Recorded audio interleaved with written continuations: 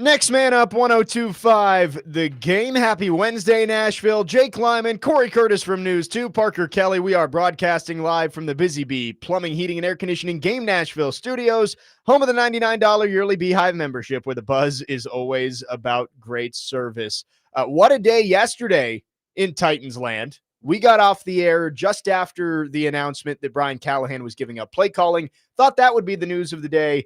But then a few hours later, Jarvis Brownlee traded to the Jets. Cory, glad to have you here. We got a lot to get to today. Oh, it was an eventful day. In really like all around the NFL for week 3, the level of activity is shocking. Right. I mean, the level of panic in the NFL has been a very patient league for a long time.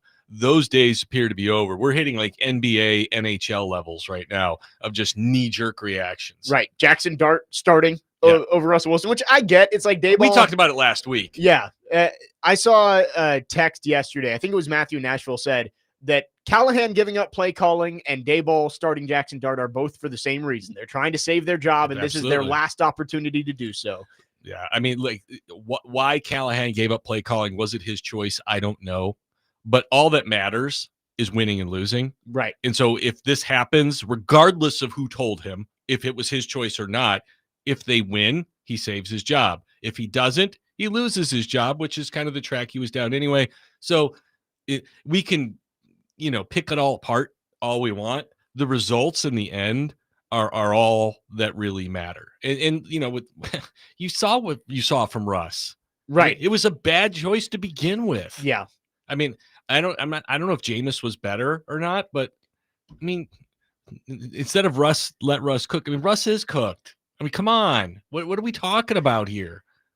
I mean, he's been done for 5 years now. I mean, he had his moments in Pittsburgh last year, but for a long time, I thought Russ was like a Hall of Fame quarterback. I mean, with the career he was having in Seattle. What do we talk about quarterbacks? That there are a handful of quarterbacks who are good quarterbacks, but with great teams around them are very good. And maybe he falls into that category. Yeah. He was on a very good team, and he was very good with a very good team. When the Titans were very good, Ryan Tannehill looked very good. When the Titans became not so good, he looked not so good. And maybe I'm being unfair, but that's kind of where, I mean, he's had 3 teams and kind of looked like nothing with all 3 teams. Yes. The Broncos gave up all that to go get him and see if they could go for it. The Steelers were better with Justin Fields. Right, which lots of calls of why Mike Tomlin started Russell Wilson all year. I think because he promised it to him. But yeah, I mean, look, they made the same offer to Fields that the Jets did, but Fields didn't trust him anymore. Right. And went to, and that's something to trust the Jets over the Steelers. But that's where he was, and I don't blame him. Yeah, because they were rolling. What were they, like 5-1? Yeah, he was playing well. Yeah, and then they were just like, Russell's taking over. Yeah, yay. No, you're right. Russell Wilson, the Legion of Boom teams that went to the Super Bowl, won the Super Bowl. Those were great teams. He had Marshawn Lynch to rely on behind him. And he had his moments beyond that after. No, he made plays. Right. And honestly, he was in the MVP conversation for the first 6 weeks of pretty much every single season. Yeah. And then he would kind of fall off. But yeah, you're right. I think maybe he does fall into that category of. Who did they have? They had Baldwin, and who was the other receiver? Javon Curse was there. No, they had another star. Or not Javon Curse. My brain is not Curse is his last name. I don't know why I'm blanking. No, but I mean, Baldwin was the 2. Who was the 1? Why am I blanking on that too? Okay, but he had big time receivers. All right, Jermaine Curse. That's Jermaine Curse. Yeah, sorry, that's who but he wasn't the one. Yes. Yeah. But yeah, I mean, look, that team was stacked. I mean, the GM did a great job there of reloading that thing with Pete Carroll, and and again, Russ did a lot of things really well, without question. But you've seen him now with substandard teams. He doesn't elevate them. Yeah. And that's the big thing with quarterbacks is, do they elevate the team? And it's kind of what I was looking for to save Brian Callahan this year and save the Titans this year, was Cam Ward to elevate the team. And he's, showed a lot of promise as a young player, but he's not elevating the team yet. Right. He made, one big touchdown, in week 2. He had the 4th down throw this last week, but there needs to be more. There needs to be more of those plays that, give you a chance to win. Now, the one against the Rams gave you a chance to win that football game. Yeah. But he had the ball in his hands a couple times, first couple weeks, with a chance to push his teams forward. And again, it's not all on him. I'm just saying that the great ones lift things up, and you want to get to the point where you start seeing him lift up all the ships with him. Right. And so far, it just hasn't been consistent enough. You're seeing the flashes, but you hope that as the season goes along, he starts to be. I mean, he's still missing some open stuff. Right. And that's, you excuse it now. You say it's going to happen. That's why he's playing now. So to see that. Doug Baldwin was actually their number 1 receiver pretty much that whole time. It was Baldwin and Lockett. They had Golden Tate at the beginning of that run and Tyler Lockett at the end of it. Yes. So, yes. Yeah, but so he had good targets. Right. Baldwin was a really good player. Baldwin and Lockett were really good together. Yeah. Yeah. So they were good. Well, I did want to start on the Jarvis Brownlee trade. Yeah. Because I tweeted it yesterday. Like, the more I think about it, the less it makes sense. If you're looking at pure value for a football player. Then you're looking at it the wrong way. And that's what I'm thinking is this is not a football move. There was something else that was going on. No, there's no way this is a football move. Yep. There's no way this is a football move, because if it's a football move, you simply hang on to him until you can get value for him. I mean, I don't think the Jets traded for him to sit on the bench. No. I mean, he's probably going to go and play some for them.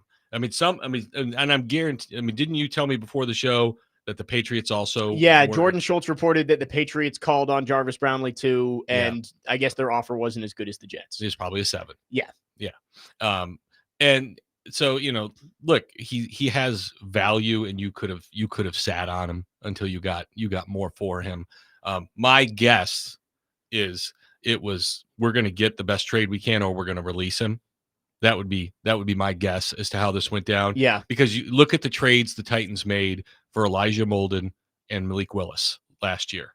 All right. Both those guys, they got virtually nothing for, because they weren't going to make the cut. Whether you agree with that on both of them is another story. Yeah. But that's when you're going to waive a guy, that's what you get. You get end of the draft. You get an asset, as they call it. Right. And that's what they got for Jarvis Brownlee. They got an asset. Now, they got it from a bad team, which is good, because we also said this is a 6th, could be like the second pick in the 6th round. Yeah. You could be picking 1-2 in the 6th now. There you go. And you just won't have your 7th round pick. You can trade up for the last pick of the 5th. Yes, you could move up from there and get yourself an extra 5th. Get back into the 5th. And guess what? You're right back where you drafted Jarvis Brownlee in the first place. Yeah. No, I'm with you. The only way this kind of makes sense is if there was something going on. And you're right. Like, this is the exact return you would get if you were about to release him. Yes. It's, hey, if you don't want him to go on waivers and risk somebody else getting him before you, give us a pick swap late in the round. Well, I guarantee you, like you said, the Jordan Schultz report, Borgonzi called the Jets and said, hey, the Patriots are offering me a 7 for him. If you give me a 6th, I'll give you him and a 7, and we'll, done deal. And yeah. The Jets were like, sure. Yeah. All right. I mean, in terms of football value, it's a great trade for the Jets. We'll see if he actually. Which gets. I'm going to interrupt you. I'm sorry. No, go ahead. Which gets me on another train. Yeah. So I love the Twitterverse, right? And all the Jets fans are all like, "Oh my gosh, this is an amazing trade. This is unbelievable." I have an old adage that I live by. If it's too good to be true, it's too good to be true. Yep. And so, look, Jarvis Brownlee could wind up being a Hall of Fame player for the Jets. I don't know. But you have to ask yourself, why were they willing to give him away? Why were they willing to give him away? All right, there's baggage here. You can be excited about what you're getting. Hey, this guy who's been a starter in this league, he's good against the run, he's physical, he's a dog, he's all that. We are excited about that. What do we have to overcome? What do we have to overcome that they were not willing to overcome? Right. Because this is not a perfect scenario. If it was a perfect scenario, somebody else would have traded more for him than this. Or the Titans wouldn't have traded him at all. Yes. Yeah. I mean, but if this was just like this awesome asset that the Titans were willing to part with, somebody would have said, hey, we'll give you a 5. Yeah. Or we'll give you a 4. But when you get something for free, And this is, kiddos, everybody watching, this is everything in life. When something is too good to be true, it's too good to be true. Step back.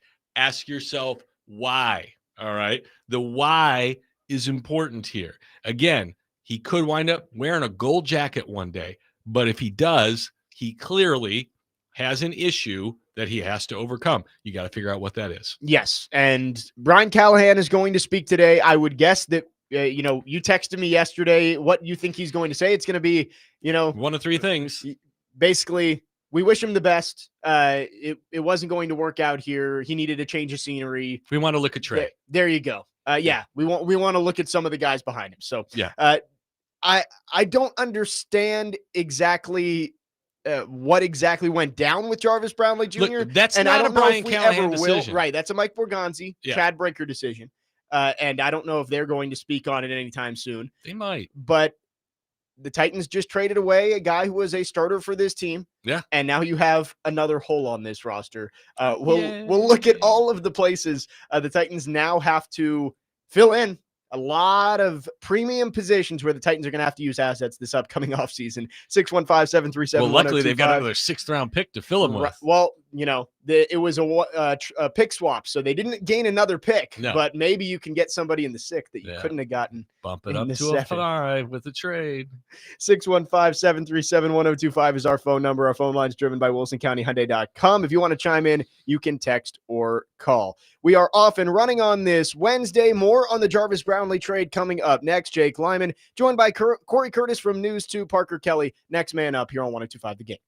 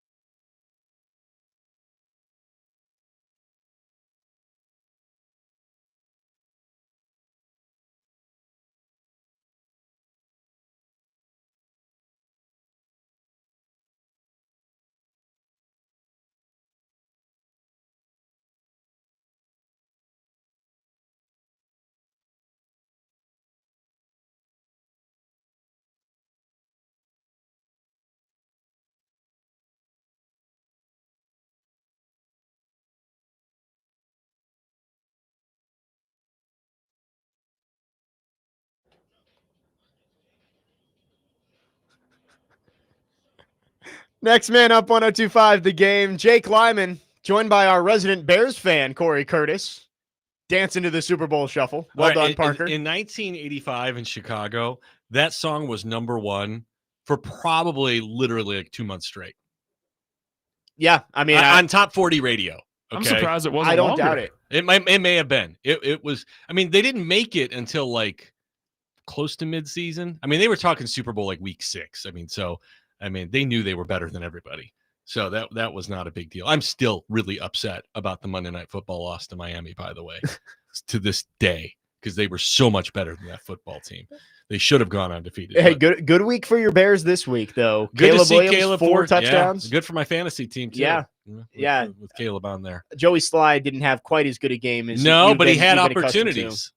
And when are we going to start changing fantasy rules to 60-yard field goals being worth 6?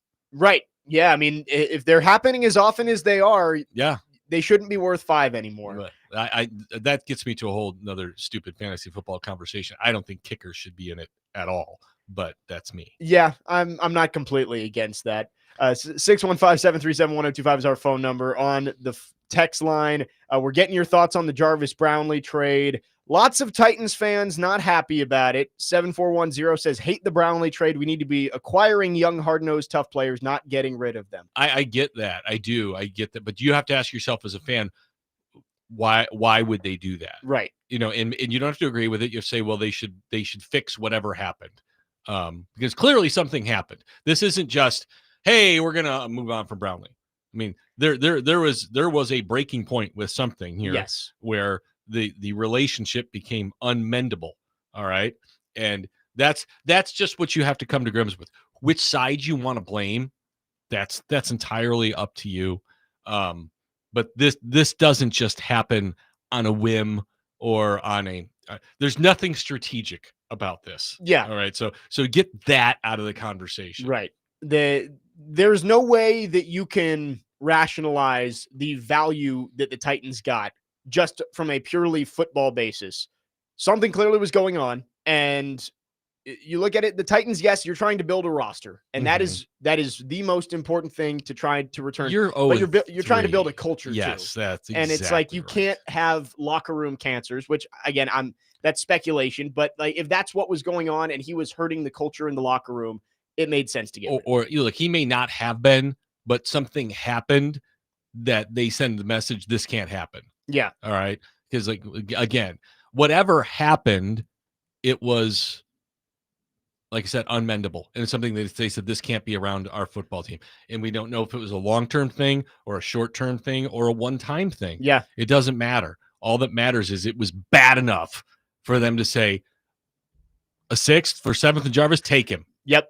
I mean, get out. Get him out of here. Get out. I mean, here, well, look, here's his bag. It's like when Taylor Lewan got the black trash bag full of his stuff. Okay. It's like that. I understand the move based on like if they gave him away for that much, then clearly something was going on. He was going to be released if there was no trade. He was not going to be here either way. It seems that there was something, like you said, unmendable that they could not get past. But it does leave the roster in an interesting spot. And they're already bad. Well, no, they are bad. But so I thought Paul Kaharski said something very interesting on Robbie and Rex Road, is that he wrote an article this past offseason saying this can be the last offseason where the Titans say we have too many holes to fill in one offseason. Yeah. But you're kind of trending in that direction again, because you just traded away one of your starting corners. Is it fair to guess that L'Jarius Sneed is probably not going to be around next year?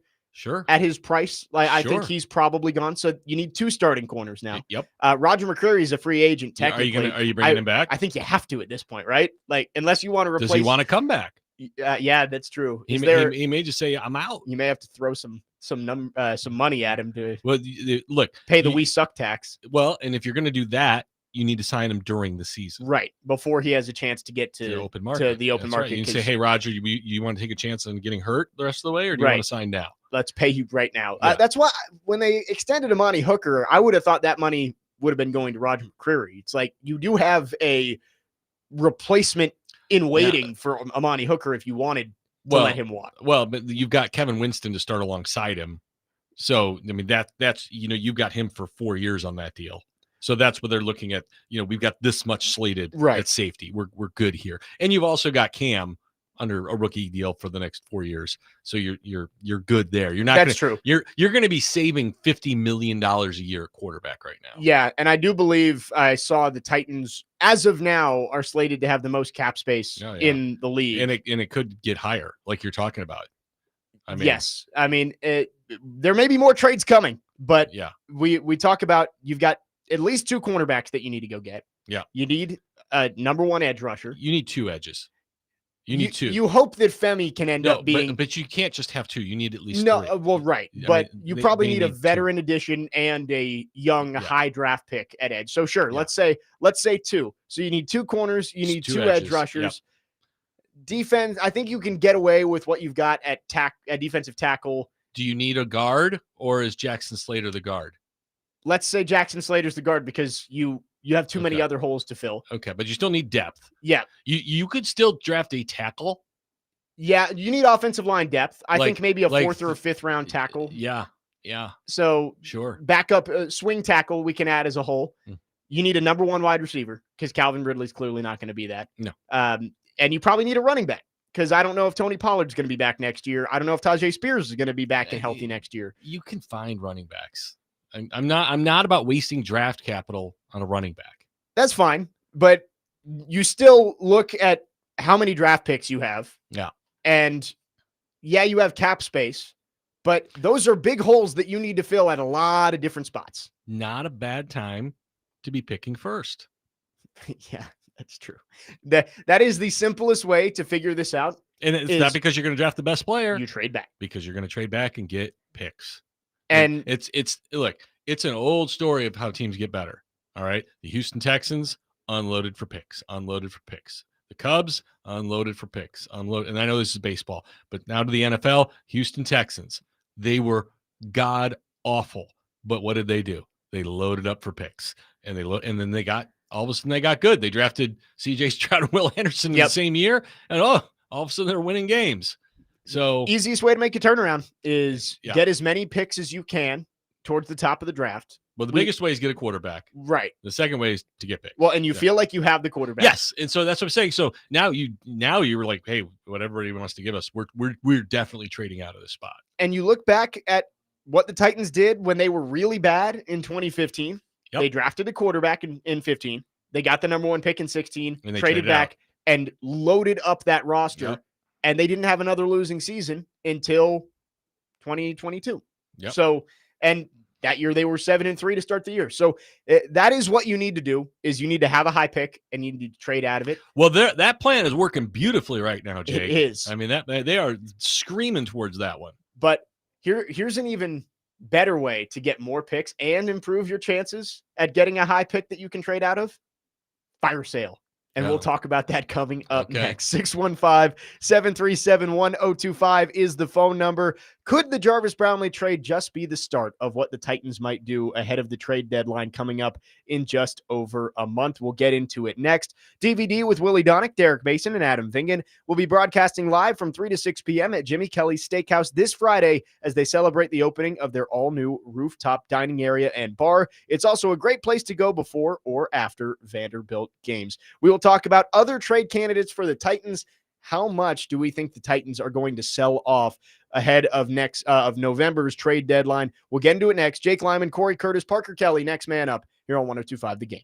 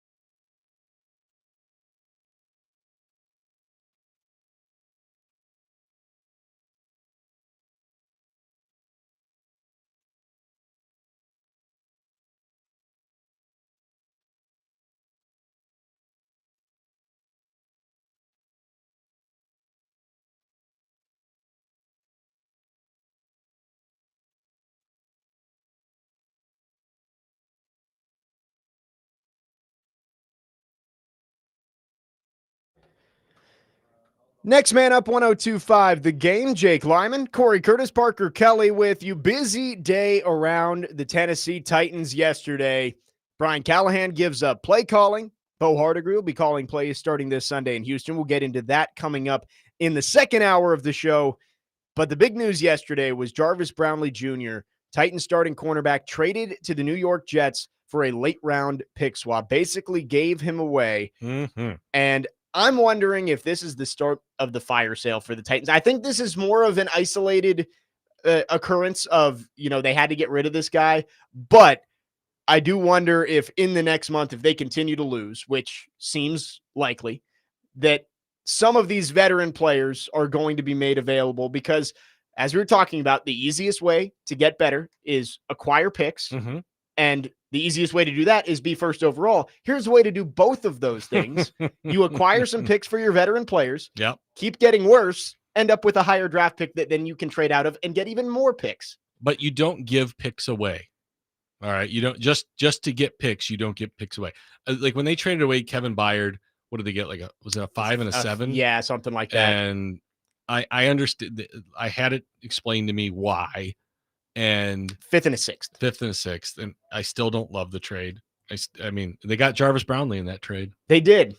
Yes. So there you go. There's the final deal for Kevin Byard. Kevin Byard for 2 6th, the 7th, and a year and a half of Jarvis Brownlee. So I guess my bottom line is, if you're going to do fire sale, number one, ask yourself, can this player still help us when we're good? Yep. Number one. Number two, is the return really worth it? I mean, and like, I know that you can get good players in the 5th, 6th, and 7th. They happen, but is it really worth it to give guys away? Now, it might be worth it to get their numbers off the books, but numbers aren't the problem for you right now. No. You got tons of cap space. And I also get it, because you're like, hey, we think this kid's the future. We want him to play instead of this guy. So we're going to let him move on. So I think there are a lot of reasons to not do it as well. But the number one question, Jake, you got to ask yourself in this whole scenario, did you ever see Office Space? Yes. You remember, is this good for the company? Yeah. So this is kind of like, what's the one question the Titans have to ask themselves with every move they make? Is this good for the quarterback? That's exactly right. Yep. Is this good for Cam Ward? Is trading away this guy going to help Cam Ward? And if not, then it's not something we need to do. And I know which player you're going to start with. You're going to start with Jeffrey Simmons. I was between two. Jeffrey Simmons is still a good player, and he certainly can probably get you some assets. I don't think he can get you the assets that fans think. Like, fans will automatically assume, oh, we'll get a 1 for him. You're not going to get a 1 for him. You're not. It's possible if you get someone desperate enough. No one is going to give up a 1 for an aging defensive lineman. He's only 29. Like, it's not. I think you could. Okay, what's the number after 29? 30. But okay, what's what Chris Jones is doing right now? Okay, Chris Jones is a freaking unicorn, dude.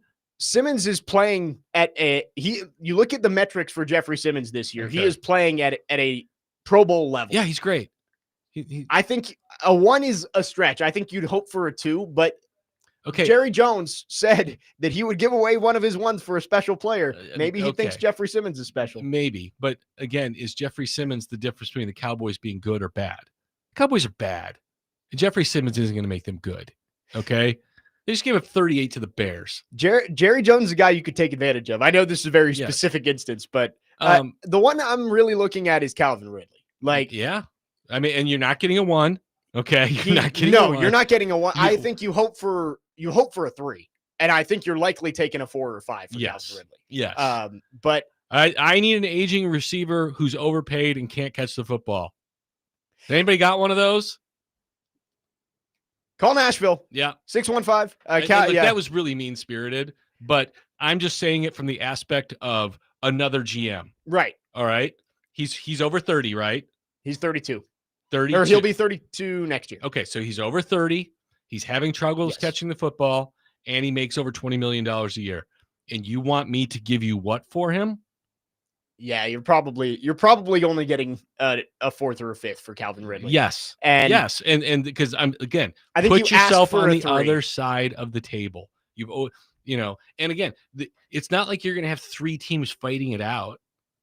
No, I think you could get a couple of these contending to, like, look at the Chiefs. Like, the Chiefs need a wide receiver. They took bad. Hop. They took Hop. You got what, a 5th last year for DeAndre Hopkins? And that's exactly Calvin Ridley's a little bit younger, but he's been less productive than DeAndre Hopkins. Okay, one guy's arguably a Hall of Famer. Right, but how old is DeAndre Hopkins? He's like 34? Yeah. I mean, his best years are behind him. He's done.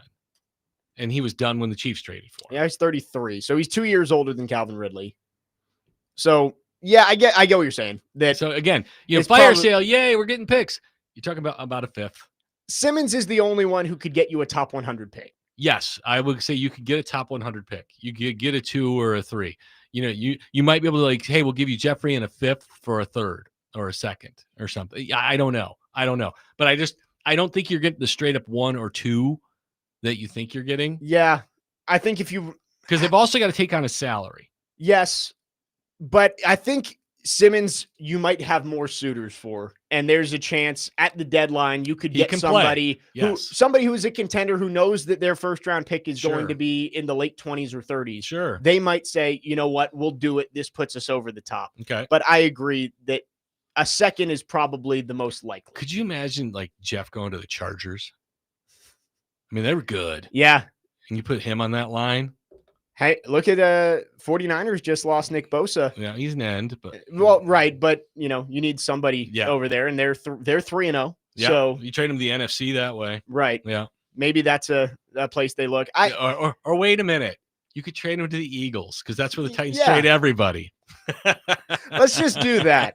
And then Howie Roseman could laugh and send him a 6th. Here you go. Yeah. Here's a 6 for Jeffrey Simmons, and the Titans can use that to draft another defensive tackle who will never actually see the field. Yeah. Brian says they'd be lucky to get a 2nd for Simmons. I think you could get a 2nd easy for Simmons. See, I agree with Brian. I think you'd be lucky. The executives and coaches poll for ESPN had him as the 4th best defensive lineman in the league. But you're looking at it the wrong way. You're just looking at it for how good he is now. All right. They also have to take on his salary. You've got there is a compensation that goes with we are taking this off your payroll. All right. And also he is going to be 30. So I'm not paying you for the player that you were. I'm paying you for the player that you are and are going to be. Okay. He's playing very well. The expectation has to be it starts to go down. He's only 28 though. Like you've got 29. You've got him. No, sorry. I was looking at the 2026 cap. So he's 28. Okay. He'll be 29 next year. He's 30 in the final year of his contract. Okay. So you're getting you get the guy under contract for 3 years. I will say, all right, a 2nd, but you're going to give up Jeffrey and probably a late pick. Okay. I could get behind that. You got a 6th. You're got an extra 6th. Yeah, there you go. Let's send the Brownlee 6th and we'll get a 2nd back for Jeffrey Simmons. Yeah, I mean, are you confident you're going to find another Jeffrey Simmons in the 2nd round of the draft? No, but I think the question is, like you asked, are you confident that Jeffrey Simmons is going to be around to help you when this team gets good again? Well, I mean, you like to think you can be good in 2 years. You like to think that. That's the hope. But we're going through all these holes, and it's like, can they continue to fill it? I did look. In the NFL, it changes in a hurry. Right. Look at the Texans, who've changed back, and look at the Commanders, who, it's just, boom, yeah. I mean, if they can get the right coach in here, which it doesn't seem like Brian Callahan is that guy, but he's still here for now, and you can hit on a couple of draft picks. Like, obviously you have to hit on your 1st and your 2nd and your 3rd, but if you could get a couple of contributors, if Gunnar Helm ends up being your starting tight end, you can turn it around. They don't need contributors. They need players. They need dudes. They need guys who come in and who they are coming off the bus and saying, this is going to be like Jeffrey Simmons gets off the bus and the other team says, that guy is going to be a long day. That is going to when I need the ice bag when this one's over. All right. They need more of that. Yes, they need more depth and they need more guys, but they need cornerstone pieces. Yeah. And that's what you needed. You need Latham to be. You need him to be a cornerstone piece for this team. You need him to be just this mountain on the end of the line that just says the line stops here. Anything that touches me is going to die. Yeah. Okay. And they need those type of players. That is the issue with the Titans right now. I agree with you, is that there's not a lot of guys when you open up the scouting report that you circle. Yes. Like 98. Yes. You circle 98 on defense. Yeah. And that's about it. You circle 20, you go, hey, he's a nice player. Right. Let's not let him get going. Right. You can't let him go for 150 yards. 77's pretty good on the offensive line, so we're going to focus over here on the other side. Go over the right side. Or we're going to isolate the tackle on the edge. But, like outside of 98, there's not a lot of, whoa, Nelly. And now you're talking about trading that guy. That's the only point I make. It becomes a question of, do you think he is going to, first off, want to be here? And will he be the player that you need him to be when this team is good again? And that's something that the front office has to decide based on the timeline for what they're looking for from this team moving forward. 615-737-1025 is the phone number. Let's go to our phone lines. Driven by WilsonCountyHyundai.com. Trey is on the line wanting to chime in. Trey, good morning. Thanks for calling. Go ahead. Good morning, guys. How y'all doing? Doing well. Hey, I think that, as far as Brian Callahan getting demoted and giving the play sheet to, the quarterback's coach, I think this could be a vindication moment for Brian Callahan or a flop moment for Cam Ward. And my thing of it is that everybody's talking about fundamentals. The coach get up there talking about fundamentals and all that. I'm thinking, okay, you're a professional football player, sir. You should have basic fundamentals already ingrained in you. There's no reason why you're getting sacked 5 times a game. There's no reason why your head is down running back there like a chicken, And then Kevin Ridley, he can't catch the ball when the ball gets to him.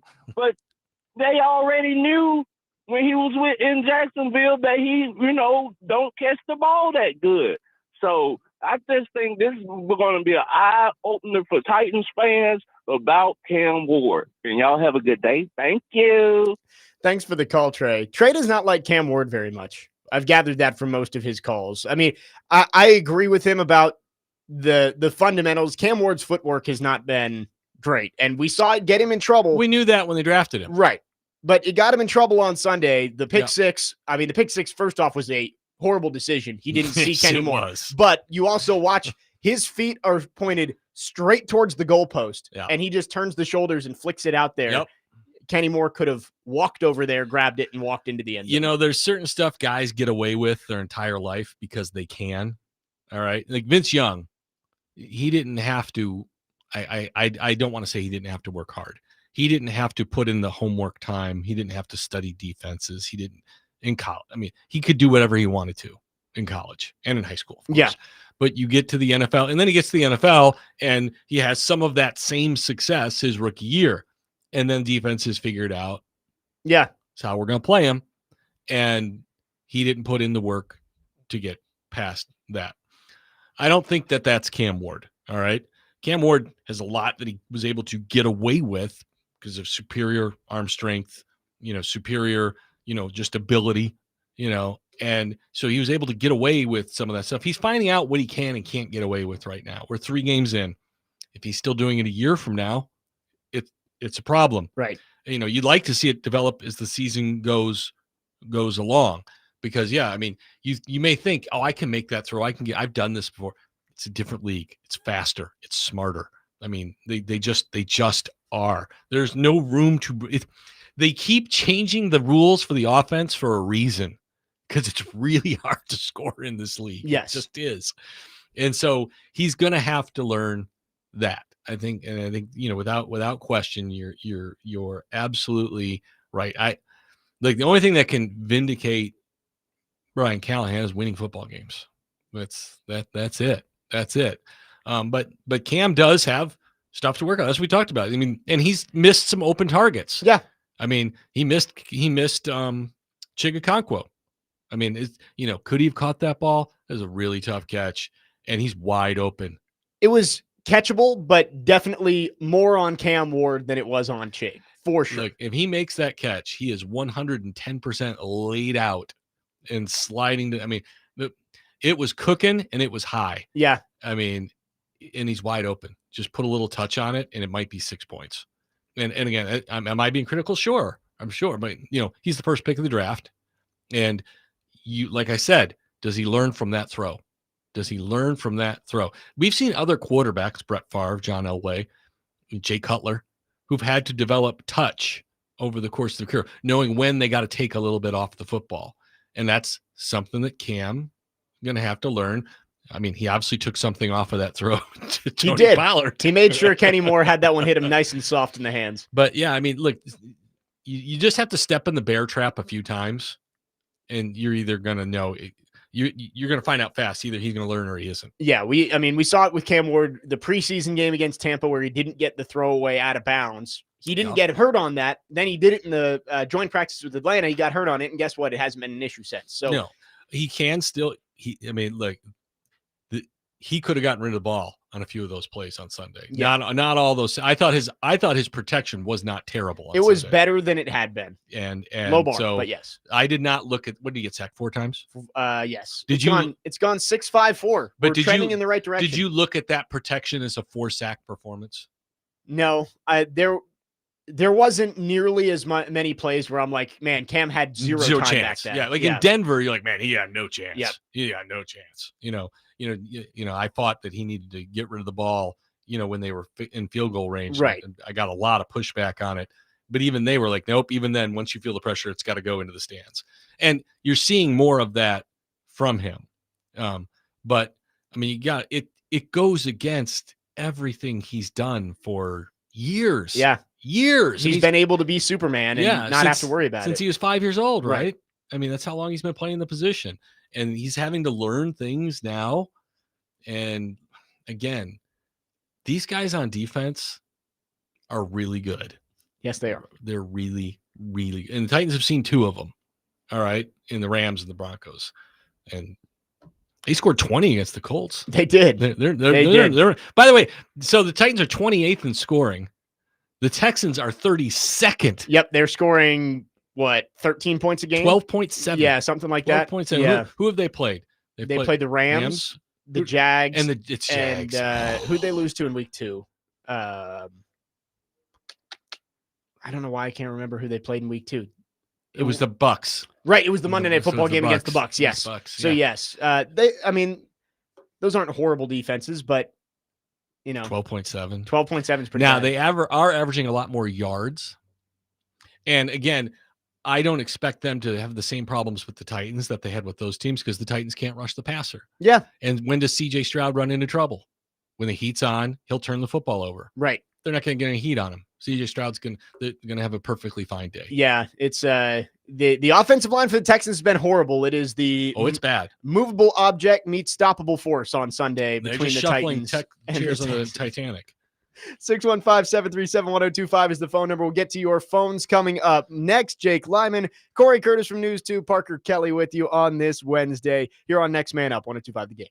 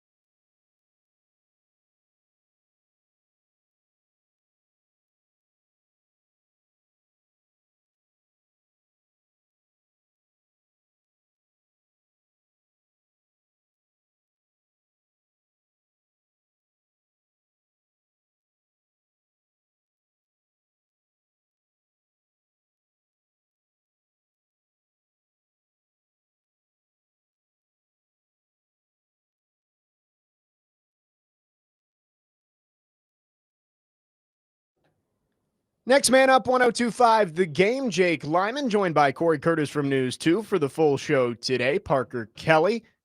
Wrapping up hour number 1. Let's get back to your phones, driven by WilsonCountyHyundai.com. Let's start with Gorilla on the line. Gorilla, thanks for waiting. What you got for us this morning? Yeah, man. I mean, I tuned into you guys, man, and it sounded like you had a bash Cam Ward hour going on, man.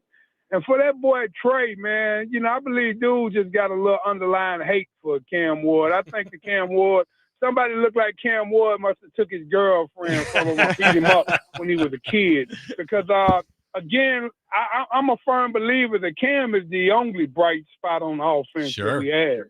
I mean, the baked-in issues that came along with being a Tennessee Titans quarterback haven't went anywhere. The offensive line, receivers not catching the ball. I mean, it's ridiculous. And then to just key in on the pass that he threw to Chig.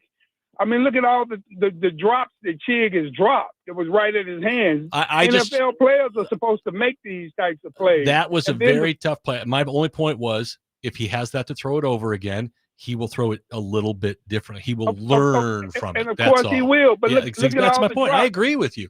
Oh, hey, you don't have to argue the drops with us. The receiving core is not good enough. Yep. Calvin Ridley has completely let him down without question. I mean, there's a reason everybody's excited about Alec Manor, because he catches the football. I mean, that's it. That's it. I'm sorry to interrupt you. Check this out, Cory. I got a question for you. Yeah. Do you think that it's coaching malpractice to have Restrepo sitting on the practice squad? I mean, just even try the kid. Let's see what just the chemistry between those two could garner us. Do you think that's? I think that I don't think no coach with any kind of sense would make that move. They would, because I mean, what do you have? Well, okay, let me ask you this question. Let me ask you this question, okay? Yeah. And I think we're all intrigued by Restrepo, without question, but he's on the practice squad. What does that mean? I don't know what it means. It means that all 31 other teams can sign him to their active roster whenever they want, and none of them have done it. Yeah, but now look at it from this standpoint here. What you have is you have an ingredient between him and his quarterback. Sure. That's already naturally there. Whereas if you put him with Joe Burrow, if you put him with Allen, if you put him with anybody else, you just have another guy out there. We're looking for somebody that can just get open. I mean, I've heard a lot of individuals, and I'm going to be real short on this, but I've heard a lot of individuals say, let's try to utilize the short passing game for an inept running game. And I think that he would fit that. I just think X's and O's, it just makes all the sense. Man, I love you guys, man. I love the show. And Trey, I don't know, man. You need a hug or something, guy. Thanks you dogging the wrong person, guy. Thanks for the call. You dogging the wrong guy. I agree from what he has to say about the short passing game, because you know what I've said on first down. Cam needs to embrace the short throw on first down. And he did a little bit more of that on Sunday. You saw a little bit more stuff to Tyler Lockett. And that's really what you're talking about replacing. You're talking about letting Restrepo play for Tyler Lockett, right? Yeah. And if you're going to throw him those short passes, which one is more built to catch those balls? It's Restrepo. Yeah. Now, Restrepo, again, you can't get past the fact that he ran a 4.8. Nothing changes that. And look, if the Titans continue down the path they're on, he's going to get his shot. Yeah. No, I think there is a point where you call up Restrepo. I don't think you're at that point quite yet. And honestly, if I'm going to get a young receiver more involved in the passing game, I want it to be Chimdike. Yeah. Like you spent an early 4th round pick on that guy. He runs a 4.3. Right. Like, let's get him more involved. Alec Manor already is involved. Yep. Let's get Chimdike some more looks. Well, and I'd like to see them get Chimdike the ball past the line of scrimmage. Yeah. Not just screen passes and jet sweeps. I mean, everything that he's doing is within 1 to 2 yards of the line of scrimmage. And I get what they're trying to do there, but you've also seen in the return game, when he's in the open field, he makes people miss and he outruns them. And so, maybe try to work some things where you get him open in the middle of the field and see what he can do with the ball in his hands. And like, I'm not sitting here saying cut Tyler Lockett this and he's washed and all that, but he is where he is in his career. Yeah. He's got a 1-year deal. You're 0-3. Put 17 out there. Yes. Let's get it to the guys who are going to grow instead of not be on the team next year. Let's quickly go to Adam in Portland on our phone line, driven by WilsonCountyHyundai.com. Adam, thanks for waiting. Go ahead. Well, it's just here's the difference. I understand you guys have to dismiss Restrepo because that's what people do. But you got to understand, Cam Ward throws a different football than most people. And why do you have to tell a guy who take his special thing away from him, Cam, you have to fix this because Calvin Ridley's dropped 80 balls in the first 3 games. So take something off of it. No, there's a dude in there who runs a 10-second 40. We get it. Heck, can catch that ball. So put him out there and let him run 10 yards. Like, dude, I'm so ticked off of it because this is another bad decision. And this is Bobby Pellett. If you've ever seen Horrible Bosses, that's what Brian Callahan is. He's an underqualified son of some dude who should not be there making bad decisions. Another bad decision. Leaving that guy on the practice squad is another bad decision. So you're not going to convince me otherwise, dude. Bad head coach, and Restrepo should be brought up. So we should, like, any team that drafts a quarterback should bring that quarterback's favorite receiver from that school with him, and that guy should automatically just play. That's not what I'm saying, Cory. What I'm saying is that if you're already seeing this amount of drops and you have a solution, why not try the solution? Well, you don't know that he's a solution. He would be an attempted solution. He hasn't proved anything at this level. Yeah, like if you just want to say it can't be worse, give it a shot. You're not wrong. Right. You're not wrong. He hasn't dropped a pass yet, unlike Calvin, who dropped about 5 of them. So you're not wrong. Don't make Cam change himself, Cory. That's my big point. Is why make Cam change who he is? Which is the next step is to go, hey, you're doing something wrong, Cam. You're already hearing it. It's like, oh, Cam, he must have changed this and this. No, he doesn't have to. Just try this other guy. Aaron Rodgers completely changed the way he threw the football when he got to the NFL. They all have work to do, and they all have things to learn at this level. Nobody is saying Cam Ward needs to completely change the way he plays. There's things he has to experience, okay, to know I can't get away with this in the NFL like I did in college. We're just talking about like his footwork. Steve McNair, whenever he struggled, the first thing he did was get with his quarterback coach, Craig Johnson, and says, what's wrong with my feet? And believe me, Steve McNair's feet weren't great coming out of college. They didn't work footwork heavily at Alcorn State, all right? So we're not talking about changing him. We're talking about making him the best. Yeah, I understand that, man. But look, the last thing, I promise I'll let you go. You're fine. I don't trust Brian Callahan to make that decision. And that is fair. That is fair. That is fair. Appreciate He's the 3-17. That is fair. No, I don't completely disagree with what Adam's saying. But like, even if you call Restrepo up, Cam Ward's going to have to throw to other people too. What did he do in the preseason? Right. Against third stringers. Yeah. And I know they're going to say, well, he didn't have Cam Ward thrown to the football. Right. Open's open, not open's not open. There will be a time this season where he's going to get his shot, like you said. Yes. That time. Because Mason Kinsey's gotten that shot for 6 years. Right. So you better believe Restrepo's going to get it. That time is not now for Xavier Restrepo. 615-737-1025. We see you waiting on the phone lines. We will get to you coming up next. Jake Lyman, Cory Curtis from News 2, Parker Kelly, next man up, 1025 The Game.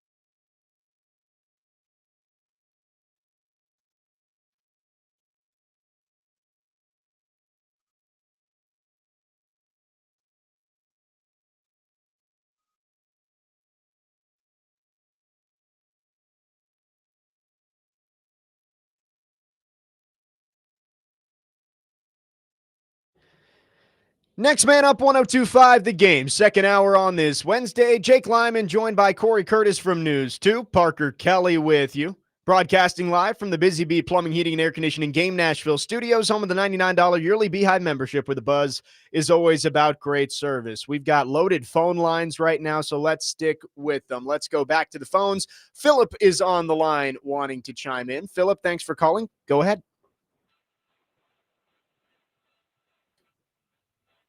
Philip, you got us? He must be that guy that keeps calling me and trying to sell me medical insurance. Philip, last call. All right, well, let's go to Dustin from Hopkinsville on our phone lines as well. Dustin, thanks for calling. Go ahead. I may have gotten Philip and Dustin mixed up here.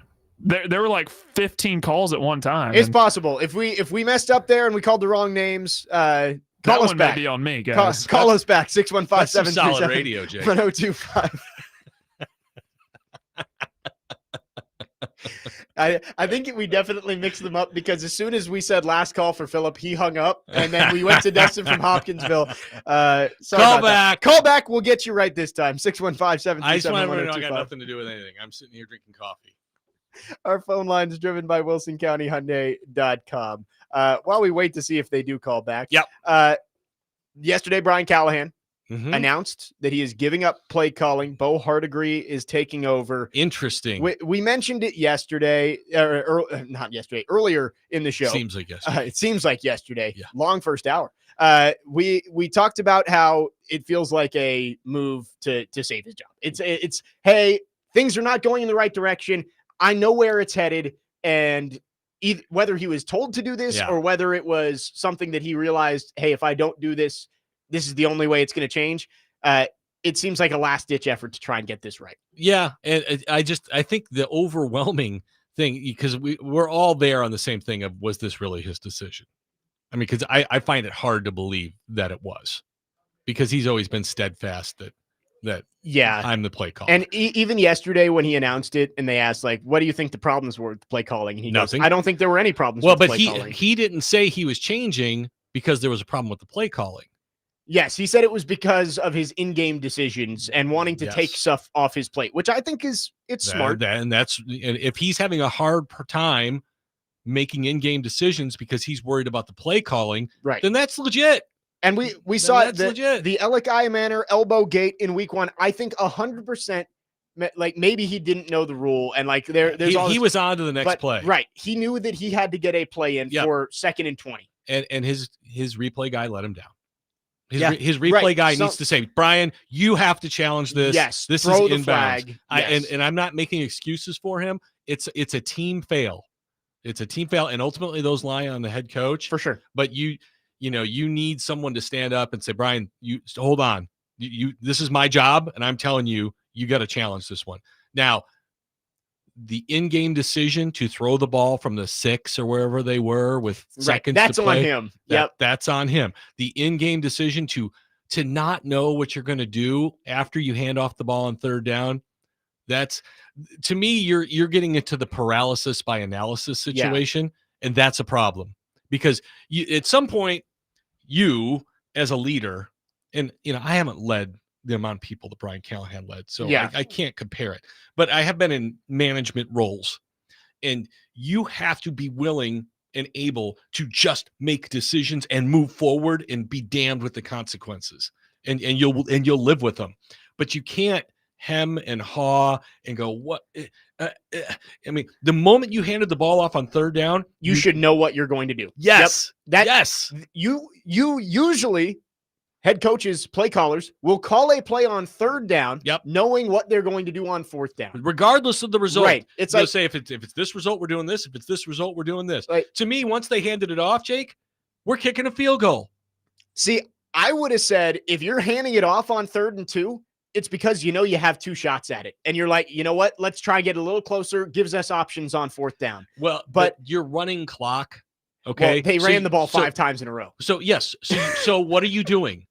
What are you doing? You're setting up you're playing for the field goal. No, so true. You didn't get it. Right. So kick the field goal. Yeah. The whole sequence was botched on Sunday. Yes. From basically playing for a field goal and then not taking the opportunity to kick the field goal. Yeah, that's when you had 2 timeouts to make that decision. You've got to have conviction in what you do. Yeah. And believe me, the people who you are charged with leading, they see that. Right. They will run a wall for you, run through a wall for you if you tell them to, as long as they believe in what they're doing. Right. But if they know you're not sure, if you're like, hey guys, I need you to get back over here for a second. Okay. I want him to get out front. And now you guys go run out and through. I think you'll get through to the other side. Yeah. And that's not what they need to hear. They need to say, guys, everybody over there on the line through that wall now. I know you'll get there. Yeah. No, that is true. And hopefully taking the play calling off his plate will allow him to be more focused on making those decisions and being confident in them. Maybe he'll enjoy his job more. Yeah. I mean, you don't know. I mean, it may not be what he wants at all, right, which I'm sure it is, but who knows? But maybe he just manages the game and the whole team and is like, you know what? That was a lot more enjoyable. And if they win, it will be a lot more enjoyable. Yes, maybe they will actually start competing in these games. I mean, like, I know what his dream was. And that was to lead an NFL football team and to call the plays. Yes, he wants to be Kyle Shanahan, Sean Andy McVay. Reid. Yeah. Yeah. I mean, you know, that's been his dream his whole life. And I get that. But sometimes life takes us down. I mean, my dream was always to do play-by-play for the Cubs. I'm here. All right. I'm here. And you know what? My life is pretty good. Yeah. No, I mean, and right.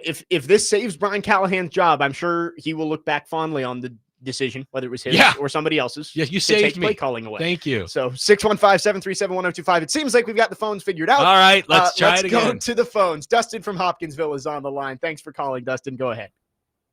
Good morning, guys. I got a few things to talk about. So you're both right, the callers and Sports Talk Radio here. Yeah, Jake they and need Cory to catch the balls, but what you guys are forgetting in the text line and phone line is that Calvin Ridley is a number 2 playing at a number 1. We have a lot of number 2s at number 1. There's a lot of jokes to that line. Yeah, we got a lot of number 2s. There's a lot that some people can't decipher fast enough. I don't take notes, but they're in my head. So if I lose track of some things, you're going to lose some gems, but I'm going to give you a few. So another thing is, you know, you're talking about Cam Ward. He needs to take a little off the ball. You're correct, because the good ones don't take it off the ball. The Brett Favre, the Tom Brady, the Aaron Rodgers, you know what they do? They play 3 games with their players, and by the 4th, they know their player's failing. And that's the difference in the great. All the stuff that goes through their head, and they see that number in that jersey down the field as they're about to get sacked, and they throw it 35 yards down the field, and they put that zip on it because they know he will catch it, or they throw it short because they know that guy over the middle, you know, they can't put the zip on it, but he's going to catch it. Okay? Now, in about 8 games, I can say this thing could totally flip. And what we need to keep hoping for, if you guys really want to see Restrepo, is Ridley keeps dropping the damn ball. Van Jefferson is doing a lot better. But we got one of the fastest players in the league in Tim DK. I cannot wait to see him start catching balls. Yeah. We got Allemander catching balls out of his mind. Yep. So the people talking about Cam Ward, go sit down. And the people who are saying he needs to take some zip off the ball, you're right too. Now here's the thing. When it comes to coaching, I coach Little League soccer here and there. I feel that I work. I'm with you, man. I'm with you. It's the best time ever. But the thing is, I fill in, and I see the difference in me and the people actually coaching, and I never try to put them down. I'm there for the kids. They're the little kids. You know, wins aren't the biggest thing, but we're developing these kids to get to the next level. While I don't know all the rules in soccer, I know fundamentals, and I know how to get the most out of them. Where Brian Callahan, you never hear him really get out of pocket unless he's on the defense mode for himself. That man needs, well, I might be able to say this, let's say, grow a pair. Okay? When he lines up those guys and they're like, whatever. He's like, no, you're going to do it my way. And he steps forward to them with a finger pointing in their face. Or you're going to take your 250-pound butt. You're going to get in my face. You're going to knock me out. When I get up, you're still going to do what I say. And I don't think we had that in Brian Callahan. The dude's so out of shape in the middle of the game, he doesn't even know the rules. He has lost weight. He's not going to develop Cam Ward. He's going to bring him back.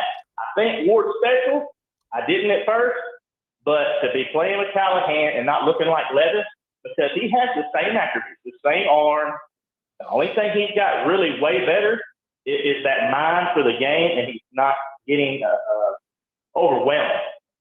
I'll hang up and let y'all talk. Yeah, thank you for the call, Dustin. I, by the way, appreciate your commitment to youth sports. Yes. I know he doesn't make a dime doing it. I've done it did it for years. Love it. And appreciate all you moms and dads out there that commit time to your kids and kids that aren't even your own, because you do make a difference. Yes, for sure. I coached youth basketball when I was in high school to get some volunteer hours. Yeah. And, it is. It's tough to dial back that grown-up mentality to kids. But once you do, you realize that, man, we're just out here having fun.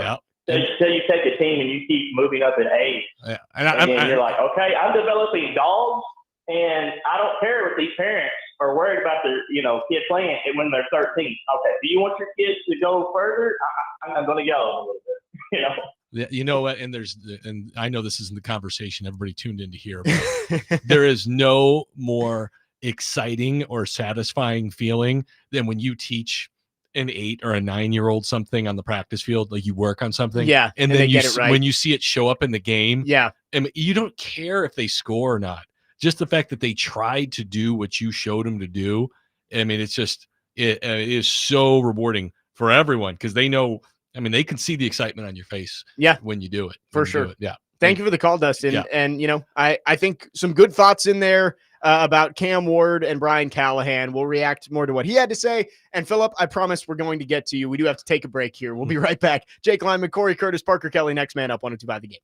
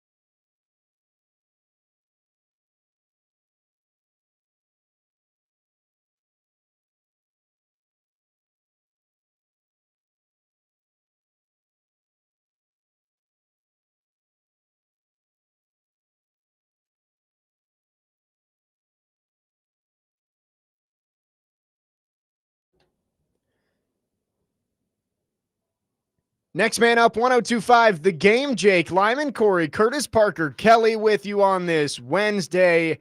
Lots of people wanted to get in on the conversation. We'll get back to your phones in just a second. Did want to react quickly to what Dustin had to say. He mentioned that all the talk of Cam Ward trying to take something off of his passes. And we were saying during the break, it's not that he needs to just lob it every time. No. But you have to know when. Selective. Right. When do you need the fastball? When do you need the changeup? Like, that's what he needs to learn and be able to make those decisions. Because we've said, Jay Cutler, John Elway, and, Brett Favre, they all could still rifle the football. Right. But there were times when they showed a little touch. Yeah. And just kind of dropped it in there. And Cam did try to do that Sunday. It just was to the wrong team. Yeah, it was just to the wrong team. And so, and again, that might be 2 passes a game.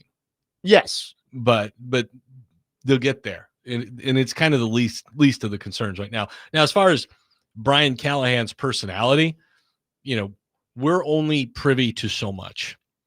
And I've been around a lot of head coaches, some, really hard guys, some not so hard guys, some have hard guys around them, and Jeff Fisher, he'd get after guys, but Mike Heimerdinger and Greg Williams were bulldogs. Right. I mean, they would get after their players. And Jim Washburn was a defensive line coach who got after his players a lot too. And so, you don't know whose roles are there in the coaching staff, but I think there's what he's getting at is an overwhelming sense of challenging the team. Yep. Challenging them to be better, telling them they have to be better. And I think there was some of that in the locker room from what we heard Sunday after the game. Everyone needs to look in the mirror. And I think he's right. Because L'Jarius, I was in the locker room after the game. I talked to L'Jarius Sneed. I talked to Roger McCreary. Yeah. They both told me they were flat and the team wasn't ready. And you can say that's on the head coach. There are 53 guys in that locker room who get 17 cracks at it a year. Yep. And if they can't be ready to play football, then they need to find 53 different ones. Right. It's not always on the head coach. It's partially on the head coach. Yes. But like each of those guys gets paid a lot of money to go out and be ready to play. What did we also hear about in the summer that they wanted to do other than get rid of penalties? Develop leadership. Yeah. If they are not ready to play, then that's a failure of the leadership in that locker room. For sure. And believe me, leadership is more than pulling guys in a huddle and going blah, blah, blah, blah, blah, blah, blah. It is hop on my back and I will show you the way. You guys just give as much effort as I do and we will get this thing done. Yep. And I don't know if maybe Brian Callahan, it sounded like based on how long it took Brian Callahan to get to the podium that he maybe let them have it a little bit in the locker room. From what I understand, there was an open dialogue. Yes. Yeah, that would be my guess. Yeah. 615-737-1025. Philip, we appreciate you waiting. We appreciate you calling back. MVP, Philip. Yes, the MVP. Philip, go ahead. Thank you so much for waiting. Hey, what's up, guys? Thank you for taking my call. Appreciate that. So my thing is, first of all, it's a couple of things. The caller's calling in for a strepo. Man, that's just crazy. I think if anybody got an opportunity, first of all, Strepo and Ridley play two totally different positions. That's correct. That doesn't even make sense. If anybody, I would probably put in Bryce Oliver to see what he can do. I like Bryce. He plays similar position. But you can move Iron Miner to the 1, put in Bryce Oliver, let DK play the slot.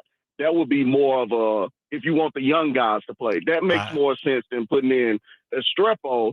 The problem with Estrepo, too, is he's a smaller target.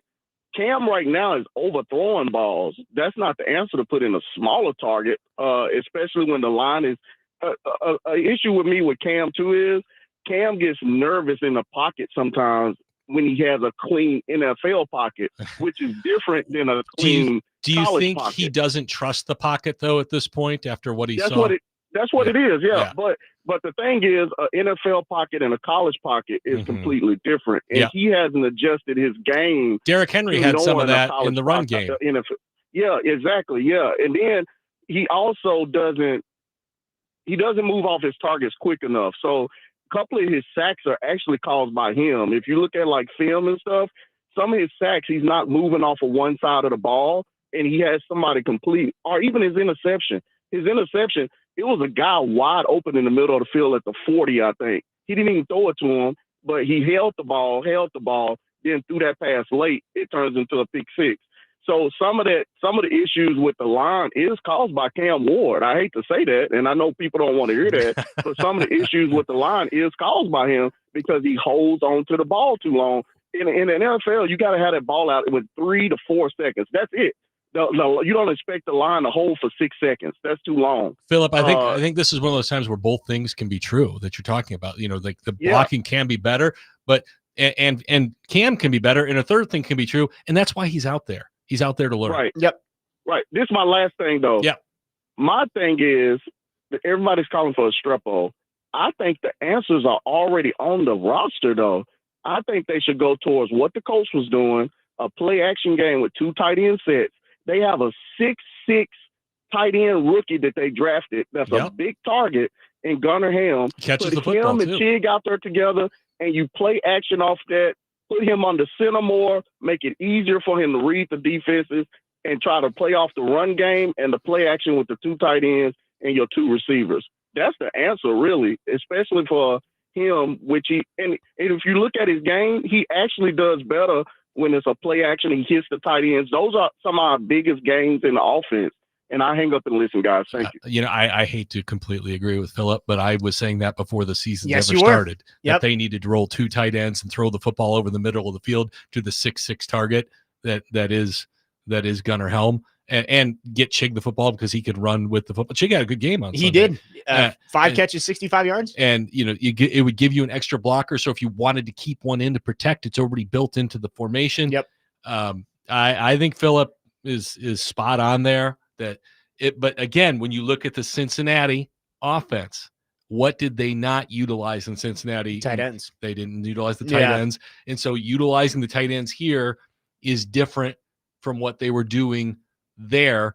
But again, one of my big points of contention has been, and I don't know, this could be dead wrong. You have to coach the team you've got, not the one that you want to have. Yeah. All right. You don't have Joe Burrow. You don't have Jamar Chase. You don't have T. Higgins. You've got the Tennessee Titans. How do you get the most out of those guys? And, you know, Brian could be sitting here right here and go, Cory, that's exactly what I'm doing. And may not be wrong. Yeah. No, like we don't have the play calls, as Brian said. But for me, they did run more play action this week, which I was excited to see because they do need to run more play action. I know people hate the run game, and the run game wasn't great this week. It's still not as bad as the passing game. They're 32nd in passing, okay? So the run game is still the strength of the offense.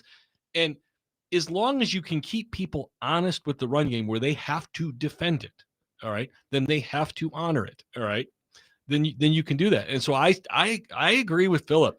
Get the 2 tight ends out there, run the football, go play action, work your way down the field, and take your shots when they're there. I like what Philip said about Bryce Oliver too. If you're looking for, I love Bryce if you're Oliver. looking for a young wide receiver to get more reps, how about the one that's actually proven he can do it at the NFL level? Yeah, Bryce Oliver. Now he was out last week. He's right now. Yes, he was hurt. And hopefully he's back this week.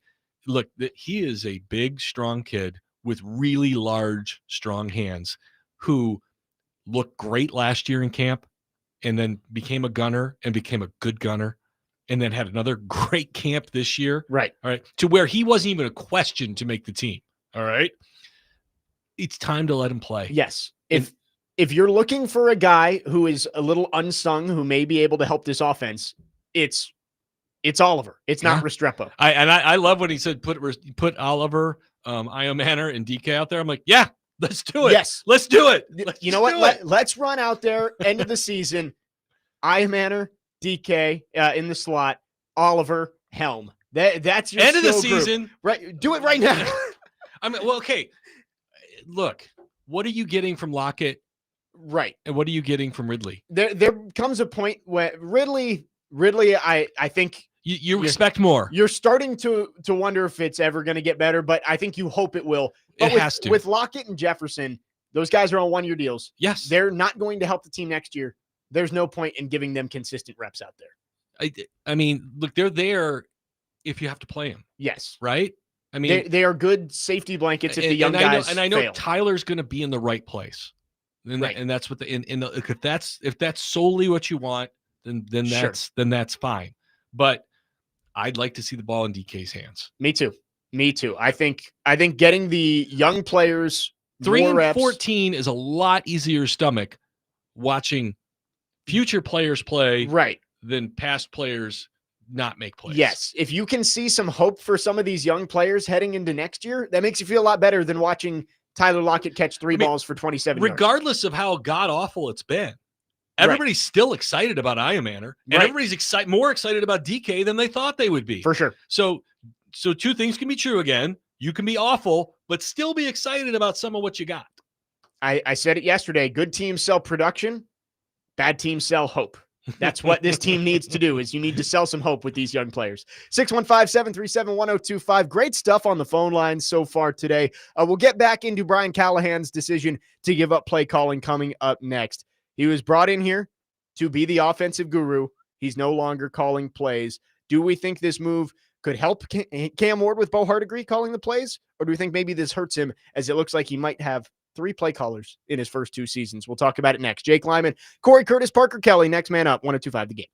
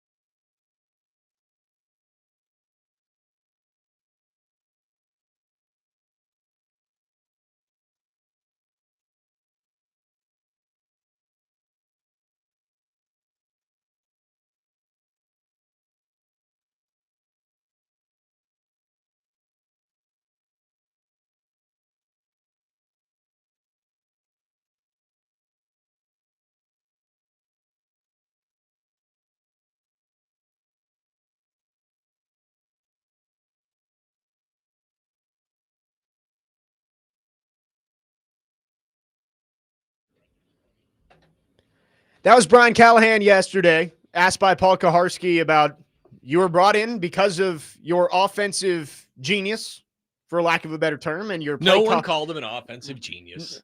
Offensive guru is what he was brought in to be. Quarterback guru. Yes. Yeah. He was brought in for his offensive prowess. Yes. I think that's the best a better way. word. His offensive track record yes, was, and by the way, also everyone who's ever known him recommended him for this job. He was a highly regarded candidate coming in, but now he's not going to be calling plays. And you wonder if does that kind of defeat the purpose of having an offensive-minded head coach as your guy in charge? I'm going to do something wildly unpopular. Go ahead. I'm going to disagree with everyone here and agree with Brian Callahan. Okay. And from that, and I do have a method to my madness to this. Number one, yes, he was hired to be the head coach first and foremost. I will agree with everyone. It certainly looks like a demotion, and it's certainly a disappointment that he's not the one calling plays because that's what you expected him to do.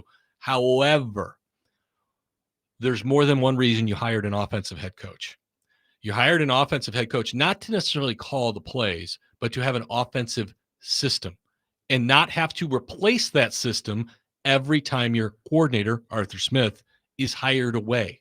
So even though he doesn't call the plays, the system, no matter if it's Bo Huttergree, Nick Holtz, Mike McCoy, the system is still the same offensive system. You just have a different guy sending in the play call. All right. And so if he can still have his system, he still works Monday through Friday on putting in the game plan. All right. On developing what they're going to do with his offensive coaches. And then on Sunday focuses on the game and managing the game. I'm going to really dumb this down. Okay. Because we were talking about youth soccer. Right. I had an assistant coach and I'd get so caught up in the game that, God bless her, she handled the time and the subs for me because I was so busy coaching the game, I would lose track all the time. So just imagine being an NFL head coach. And look, that's why they make big money, because it's a hard job. All right. And so again, I'm not making excuses for him. I'm not saying this doesn't look bad. It does, but you can still keep the same off. You still have the reason you hired him, hired an offensive guy, was so that you wouldn't lose your offensive system when you lost your coach. Okay. So you can keep your coach. You can change play callers as long as the offense stays the same. Does that make sense? That is fair. Yeah. And I guess I haven't thought about it that way, that yes, even if Bo Huttergree, like, let's say this ends up working out and it turns the whole thing around. And Bo Huttergree is the head coach of the Jacksonville Jaguars. Right. Next year. And Brian Callahan keeps his job because of this, and Bo Huttergree gets hired as I guess OC. He's not the OC here, but he's the play caller. He becomes an OC He somewhere. gets to be he gets the title of offensive coordinator somewhere and gets to be the play caller. It would still be the same system. You just have somebody else as the voice in his head. Why is it not Nick Holtz though? That's the that's the big question. Yeah. And you wonder, I know that Brian Callahan, he did go through everybody's responsibilities when it came to game planning. And Randy does the screens and Nick Holtz does the red zone. And every coach has his staff like right. that. Exactly. Well, not necessarily that way, but along those lines. But it's just very interesting that a guy with the title of offensive coordinator, and I get it, there are plenty of offensive coordinators out there who don't call plays. Sean McVay's offensive coordinator doesn't call plays. Yeah, he's the head coach now in Cincinnati. Right. Well, Zach Taylor. Yeah. And Kevin O'Connell. Matt LaFleur. Matt LaFleur had that job before he came here. He was not a play caller either. So it happens all the time. Yep. But it is strange for the head coach to give up play calling and skip over the offensive coordinator. Yeah, it is. It's not a good look. It's not. I just glossed over a reason why this isn't maybe the worst thing in the world. Yeah. Like, just trying to say, hey, maybe this could work. This is why, blah, blah, blah, blah, blah. I can't come up with a good reason other than you don't think he can do it. I mean, I get Huttergree has called plays at the NFL level Yes, before, which Nick Holtz has not done. Yeah, but Brian Callahan had not done it before either. Which is, it's all a little confusing. It does. No, it's not confusing. It really isn't. It does set up that if they let go of Brian Callahan, that they could let Nick Holtz go too, but you wouldn't have to change the play caller. Okay. Or you mean during the season? Yes. Oh, okay. That's what I'm saying. Okay. Obviously, by the end of the season, they're all going to be. Well, here's another question. We argue split hairs. Whose decision was this for Callahan to step away from play calling? Yeah.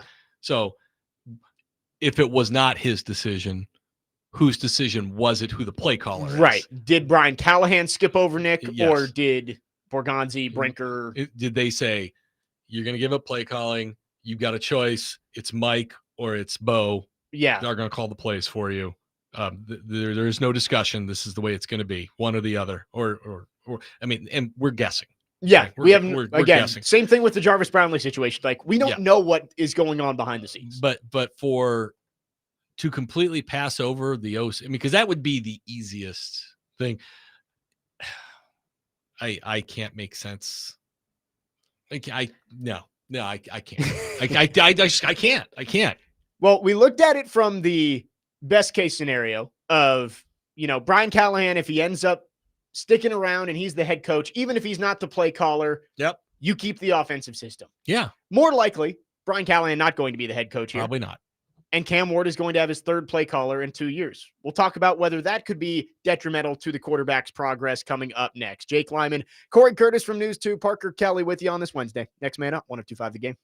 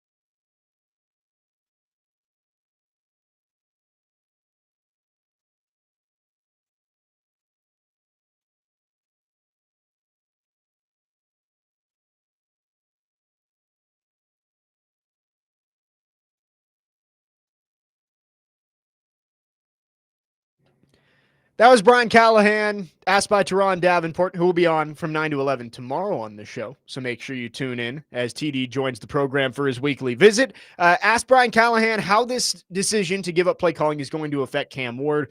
Brian Callahan says it's going to be minimal, but this will be 2 play callers already for Cam Ward entering week 4 of his NFL career. And again, I don't want to Brian Callahan's still the head coach as of right now, but the way it's looking, odds are he will not be the head coach next year, which would mean a 3rd play caller in 2 seasons for Cam Ward. We just went through during the break all of Marcus Mariota's play callers. 5 in 5 years. Same thing. Halfway through his rookie year, Ken Wisenhunt was fired, and Jason Michaels. I think that's it was his tight end coach. I think that was his name, and I think he got elevated to call plays. I know it wasn't a wonderful marriage with the head coach and OC, but Malarkey, that's the way Malarkey was. He's like, I need you to do a job. Yeah. And you go do it. And I think there's a lot of Mike Malarkey this team needs right now. So that's 2.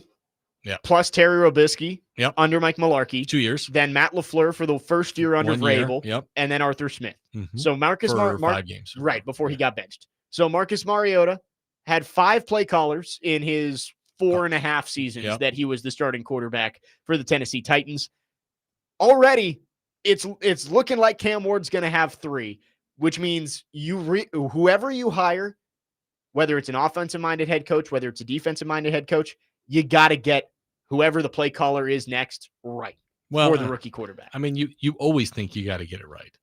I mean, right. I mean, I guess there's never, hey, we can get this one wrong, but like it feels like there's extra urgency because you don't want to stunt Cam Ward's growth. No, I mean, it's just, we talked about Caleb Williams. He had 2 OCs his rookie year, and how did that finish?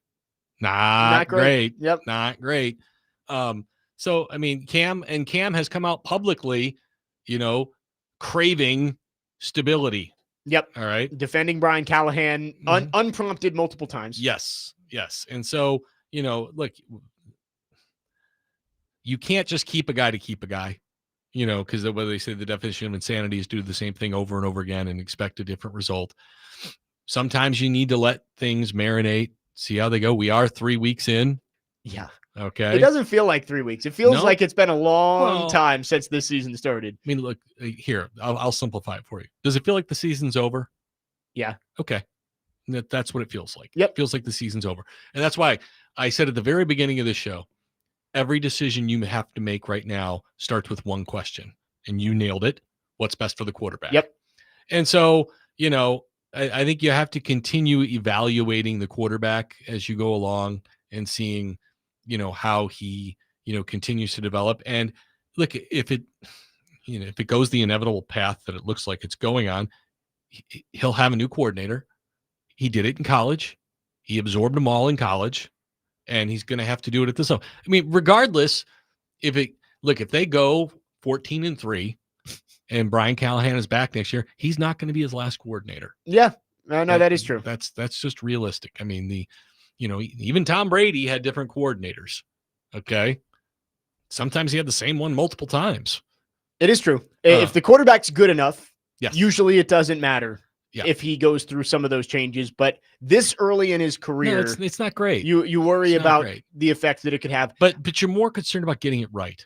Yes. I think Robbie says it all the time. Stability for stability's sake isn't worth it. Nope. You don't want to just have Brian Callahan keep calling plays because that's who he started with. Nope. But we'll see what it looks like.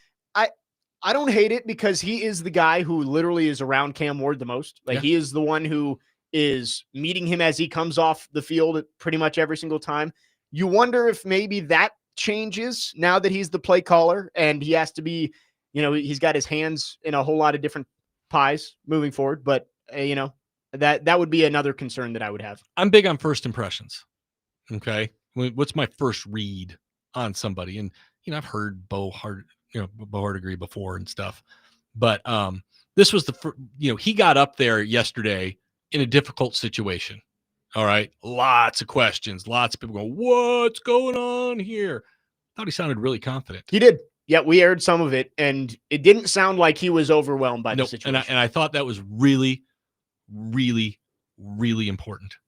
Really important that he didn't sound overwhelmed, that not only did he not sound overwhelmed, he sounded confident. Yep. He sounded like, I got this. This is not a problem. I will do this. We will score points. I have led offenses that have scored points before. I know this quarterback. We're going to score points. And so I think that is really important. Is that the answer to everything? No. But if you had somebody up there who didn't sound entirely sure of what was going on or how to answer the question of like, well, they just asked me to do it, and so I'm doing it, and we'll see how it goes. I'm excited about.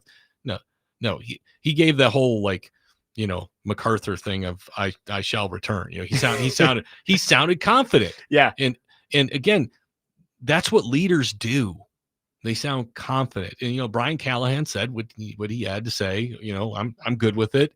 Whether you believe in him or not, that's entirely up to you. Whether you think he was confident in saying that is another thing. That's a tough one to sell confidence on. Yeah. But I do think that Bo sounded confident, and I think that was important, and we'll see how it plays out on Sunday. Yeah, and it makes this game a lot more interesting. We're going to talk more about this game with the Texans coming up towards the end of the show, but you now get to see how do things change now that there's a new voice calling the plays for Cam Ward. I think odds are it's not going to be that different. It's the same system. But hopefully they're not throwing the ball from their own 6 with 30 seconds to go. Right. Hopefully the decision-making, now that Brian Callahan has the play calling off his plate and they can tag team those decisions, maybe it allows Brian Callahan to make some smarter decisions, which that's been the issue through. Or just not question himself as much. Right. Two out of the 3 games, Brian Callahan has botched a situation towards the end of the first half. Hopefully having his mind clear a little bit will help with that. I think, look, this might be me feeling sorry for the guy a little bit. Nobody goes into this job dreaming of this. Okay? Right. This has been his dream job. He did not think he was going to be 3-17. No, sure. No, this was his dream job, and he's lived his whole life for this moment. Yep. And anybody who has the results, regardless of how bad your roster is, you're going to start questioning yourself. And I think he's probably done a little too much of that. And you can't just double down. You can change. He changed the summer program. You can make fun of the summer program all you want. He tried something different, and I don't have a hard time with it. It didn't work. He's not stubborn. That's for sure. No, he is flexible to make changes if he sees that changes need to be made. But there also needs to be a time when you need to dig in. Yep. And I asked him this question on Monday. I said, we all fall into a hole where it looks like we got no place to go. We've all done it at some point in our life. I've been there a couple times. Yep. And at that point, you look in the mirror. This is what he talked about after the game to the guys. Everybody needs to look in the mirror. You look at what are your base values? Who are the people around you who are going to help pull you out of this and not keep you in it? And how do you move forward with that? Because that's what you do. That's what you do. You find the little things that you do well with the best people that you've got. Yep. And you say, guys, get me out of this ditch now. All right. And we are going to move forward. All right. Looking around, feeling sorry for yourself, questioning everything, paralysis by analysis. That only makes the hole deeper.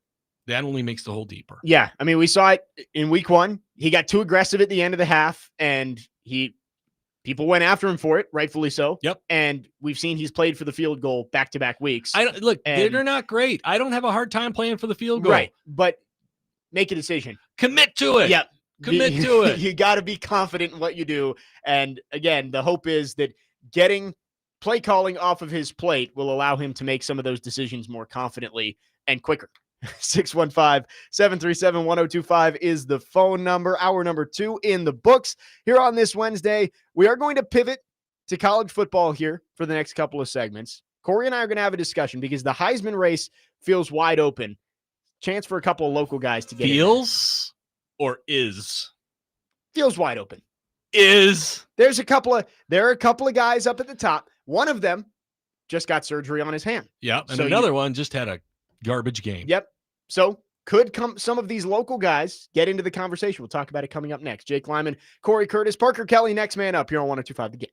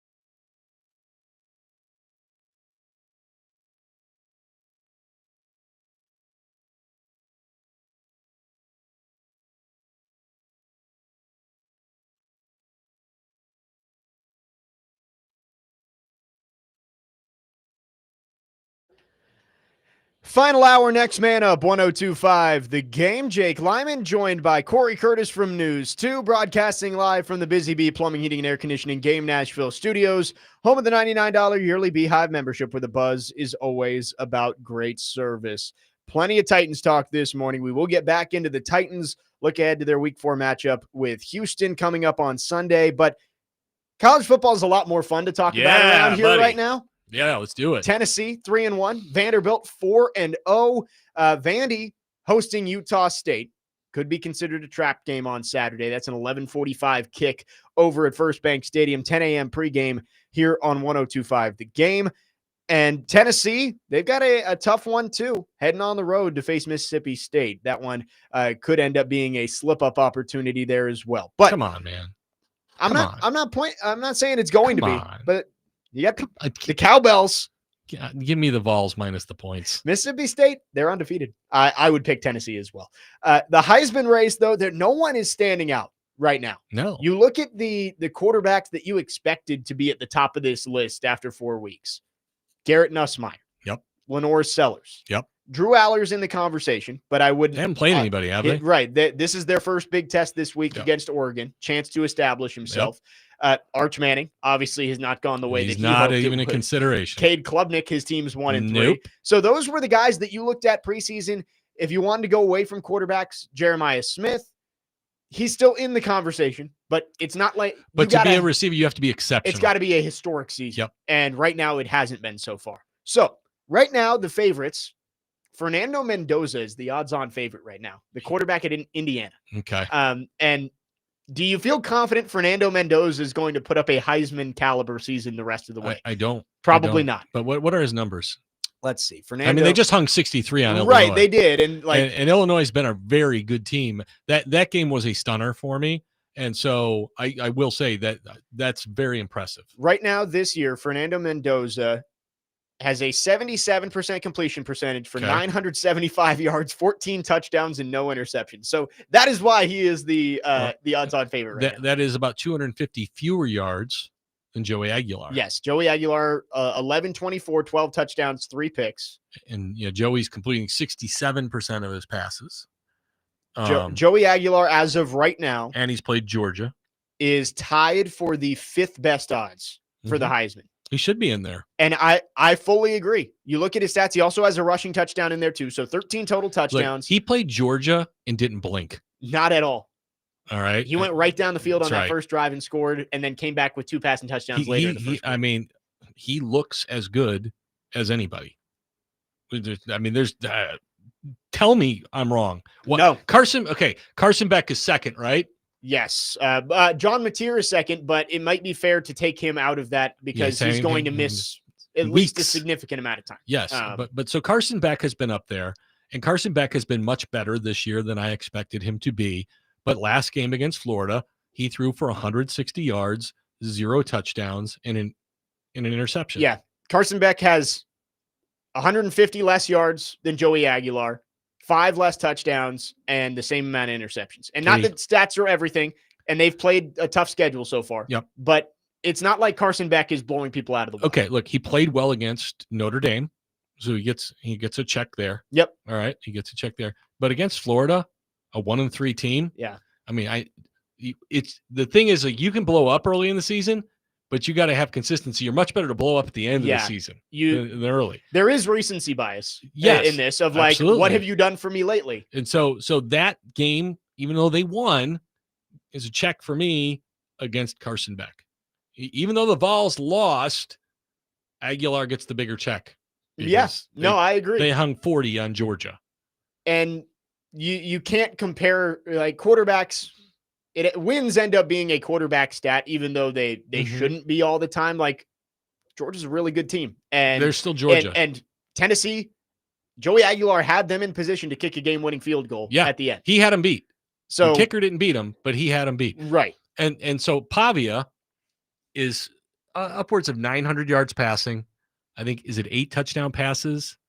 Pavia has 890 yards passing on 74% completion percentage, 8 touchdowns, 2 picks, but he also has 215 yards on the ground. Vanderbilt has 16 rushing touchdowns this year. All right, so they are killing it on the ground. I will contend, and I will double and triple and quadruple down. He needs to be a bigger part of the Heisman conversation. I'm looking at the odds. If I'm counting right, he is 18th in the odds right now, which is it's ridiculous. On3 put out a poll. They do this every week of their Heisman poll. They had Pavia third on that, which I think third may be a little bit high. Yes. But I think him and Aguilar should be in similar standing when it comes to the Heisman. He needs to be in the top 8. The top 8, without question. Yeah, like look at some of the guys ahead of him. Like go ahead. Ty Simpson. No, Alabama. No, come on. He's got better odds. Is this a serious conversation? It's crazy. I mean, and these are actual odds. Okay, as a Heisman voter, I will tell you, he may be a kid from Tennessee. I am not even considering him as a vote. Not even considering him. I mean, Haynes King has gotten off to a good start, but would you put Haynes King over Diego Pavia? No. Drew Aller over Diego Pavia? He hasn't played anybody yet. Right. I guess that's based on his past performance. I'm gonna wait to give him a chance. What are Julian Sayin's stats? Because he's way ahead of Pavia. Not that stats are everything, and they played Texas, but Julian Sayin, 779 yards, less than Pavia, 8 touchdowns, same as Pavia. 3 interceptions. More than Pavia. And also, he has 6 rushes for -7 yards, which most of those are sacks, you would guess. No touchdowns. Diego has over 200 yards. So he's not even close in the statistical category. Right. And it's a team award also. Like, sure. Your team has to be Gino Torretta. Like, we talked about Travis Hunter last week, and we were asked, I don't know how you missed that they had 9 wins instead of 7. But Travis Hunter did something historic. Yes. With what he did on both sides of the ball. Yeah. That will get you a Heisman Trophy. Yeah. But for the most part, your team has to be in contention. And I still voted for somebody else. I voted for Genty first. Yeah. I probably would have voted for Genty too. Because Genty was unstoppable and won games by himself. I really think it's the whole Vanderbilt thing. And I get it. I mean, I've been here a long time. You've never been able to take Vanderbilt seriously, but to not know what this kid has done for this program. I mean, we're not just talking about statistics. This award is for the best player in college football. Yeah. Is there another player in college football who elevates his team more than Diego Pavia? I don't think so. I don't think so either. And he takes care of the football while still making plays for his team. And by the way, when they need a play, when they need it, he's there. He is there. You cannot say Diego Pavia is not one of the most clutch players in college football. Based on what we've seen over the last couple of years, he's going to have his chance to move those odds up, and we'll get into that coming up next. Looking at the Heisman race, both local quarterbacks have a chance to be sitting in New York at the end of the year. What about last game? And I know we're going to talk more about it. What about last game of the season? They're playing for a spot in the playoffs and to make their Heisman statement. Would there be? I mean, that would be the biggest. That would game be the biggest game ever here. I would love it, and we'll talk about how we get there coming up next. 615-737-1025. If you have thoughts, you can text or call. Our phone lines are driven by WilsonCountyHyundai.com. Jake Lyman, Cory Curtis from News 2, Parker Kelly with you on this Wednesday. Next man up, 1025 The Game.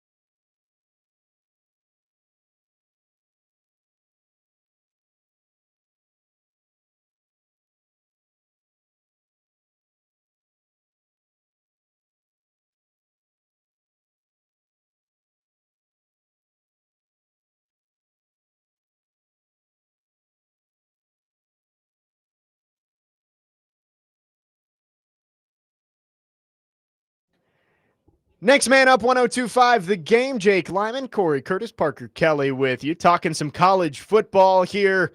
Both Tennessee and Vanderbilt trying to get some wins this weekend. Vandy hosting Utah State before a trip to Tuscaloosa 3-1 next Utah week. State, right? Yeah, they crushed McNeese this past week. For those of you who keep up with the Utah State Aggies. The last Titans middle linebacker to be Pro Bowl or All Pro went to Utah State. Really? Yep. Except he was never a Titan. He was an Oiler. Gotcha. Oh, wow. That's his name is Al Smith. All the way back. Yeah. And then you know how I know that? He told me. You mentioned this on the show a couple weeks ago, Yeah, I think, because we were going through like who could be the greatest middle linebacker in Titans history, and there weren't a ton of good options. No, there weren't. Tennessee on the road, taking on Mississippi State. That's a big one down there in Starkville, as the Bulldogs still undefeated at this point. Who they played? They beat Arizona State. Did they really? Yes, they did. That's a good win. Which they did it at the buzzer on a deep ball to beat Arizona State. That guy could coach. Beat Southern Miss. I believe they played did they play an SEC game last week, Parker? Who was this? Mississippi State. No, they played Alcorn State. Oh. I'm sorry. No, they played Alcorn State in week 3. Hold on one second. I believe they played somebody at least like somewhat reputable last week. I could be wrong though. Let's bring up the schedule. They played Tennessee this weekend. Tennessee going on the road. They played Northern Illinois. Never mind. The Huskies. They beat them 38-10. Alcorn State was the week before. Yes, they beat Alcorn State 63-0. So 4-0, Mississippi State hosting Tennessee. We talked about the Heisman race. Joey Aguilar firmly in the mix. Should be. Right now, he is tied for 5th in the Heisman odds. Diego Pavia is 18th. It's ridiculous. And it's too low, but he's going to have his chances to prove that he deserves to be right at the top of that list. After this week's game against Utah State, Vanderbilt's schedule goes at Alabama, bye week, LSU at home, believe it's Missouri at home, and then at Texas. I could be flipping those last two, but those are 4 games in a row that you're playing 4 ranked teams, 2 of them on the road. If you can win 2 of those games and keep Vanderbilt in the playoff conversation and Diego Pavia looks good, I don't know how you don't have him right towards the top of that list. Well, look, if he played for Texas, if he had all the same numbers, all right, and he was a Texas Longhorn, he'd be number 1. Yeah. He'd be number 1. No, we said brand bias, but it's also the expectations coming into the year. Like if Lenore Sellers was playing well or Arch Manning, they'd be first. They'd be first, even if they weren't playing as well as a Joey Aguilar. Well, it's like Carson Beck. He can survive 160, 0 touchdowns at a pick because they won and because he looked good early. And so he gets a mulligan. Yeah. And he's still in there in the top 3 or 3 or 4. You know, all Diego's done is just mow people down. And, you know, the only thing that slowed him down last year was an injury. Yeah. None of the teams slowed him down. After that, it was Kentucky that he got injured, and they still were able to win the Auburn game after that, but it just didn't look the same from there on out. No, and then once he got healthy for the bowl game, he looked like Diego again. They rolled. Yep. And they're marching on to this year. And so, you know, I mean, if he plays for somebody else, and you say, well, you know, Joey Aguilar wasn't anything. Yeah, but he's got brand recognition at Tennessee. He's overcoming, you know, the late transfer and everything, but he's already there. Right. It took him 3-4 games and he's already there. And he also had a national game. Yes. With everybody Georgia. Watched that Georgia game where he looked really good and made a ton of plays and had them in position to win that game. So this is his Georgia game. Yes. He's got Alabama. Go ahead and call and tell me you hate me. I think Vanderbilt's going to win. And I think he will be a national topic for a week. Now, it will be up to him to be able to sustain it after that, but we will see. I am with you with Vanderbilt. I can see them winning any of those games. Sure. Odds are they're not going to win them all. Texas doesn't look unbeatable right now. The SEC is not a place where you can just roll out 4 ranked teams and win all of them. But Vandy has proven with what they've done so far this season that they are not a team that you can just say, oh, it's same old Vandy. Well, they're not just Pavia. Where last year, like it was Pavia. Yeah. Okay. This year, they've put an offensive line and a defensive line together in front of Pavia. I told you this in the break, they are wearing teams out. And this includes South Carolina and Virginia Tech. And you can say, well, Virginia fired their coach. Well, a big reason they fired their coach is because Vanderbilt just disgraced them on their home field and made their fans give up. Yes. They have outscored teams 96-15 in the second half this year.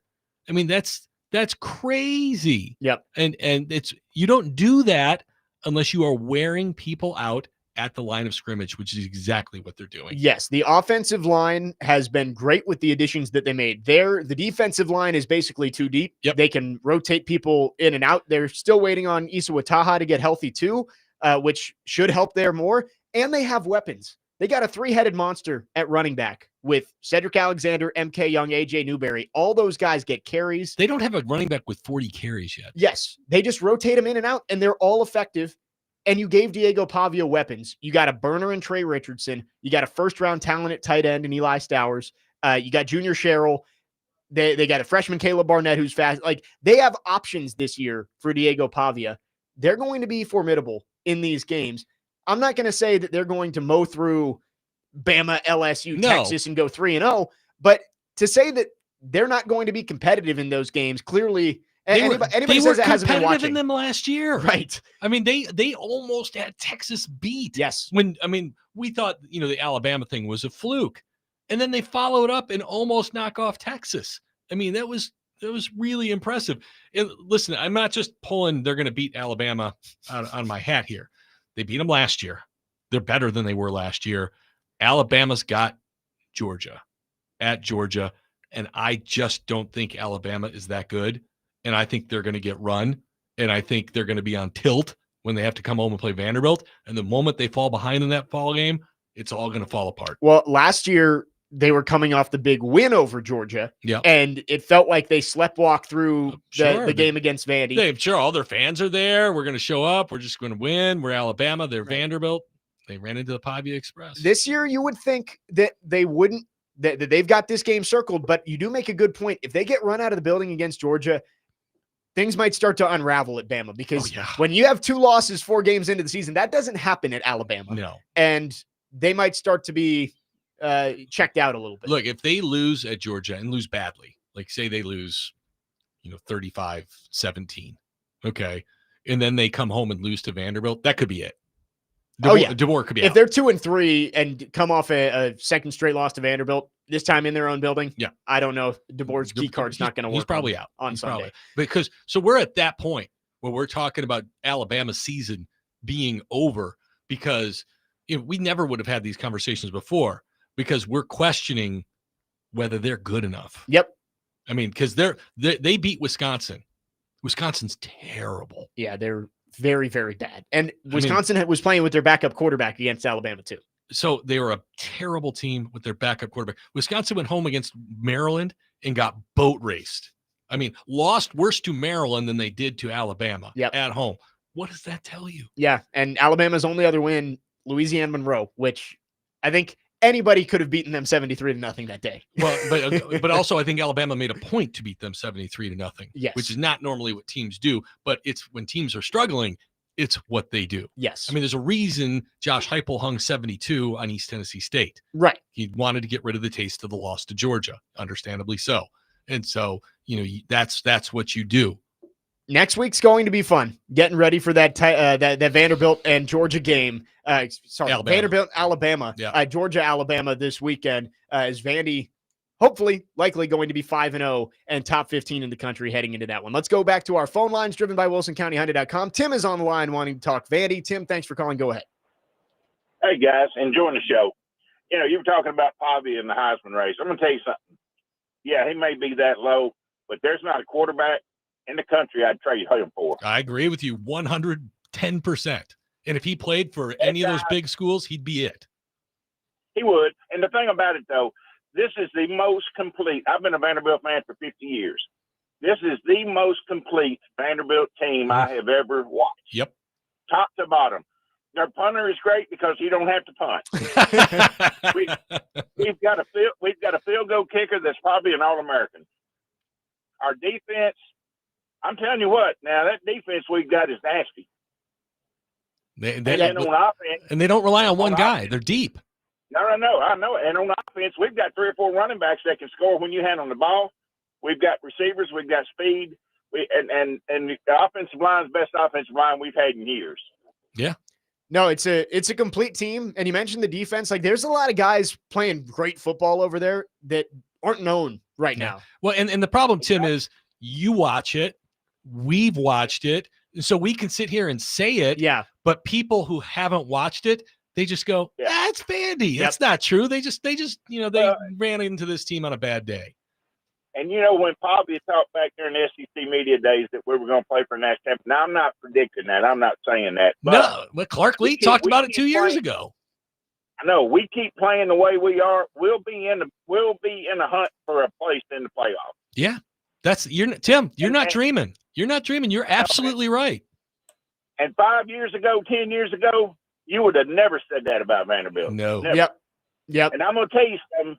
And the other things, Pavia has been great. But I'm going to tell you who else has helped is getting Jerry Kill 100%. And Tim Beck. Tim Beck's offense right now has people they don't know whether to wind their butt or scratch their whites. Jerry Kill is the most underrated move that Clark Lee made. And I know other people have tried sounding the alarm about it, but it's been a huge move for this football team. Yes. He has calmed Clark down, and Clark has someone that he can go to. He don't have to worry about his job because Jerry does not want his job. He's doing exactly what he's doing. Now, I tell you what else we need to do, and then I'll let you go. We've got Will Muschamp's son as a quarterback. Yeah. We need to get Will. We need to get Will in there as a defensive consultant.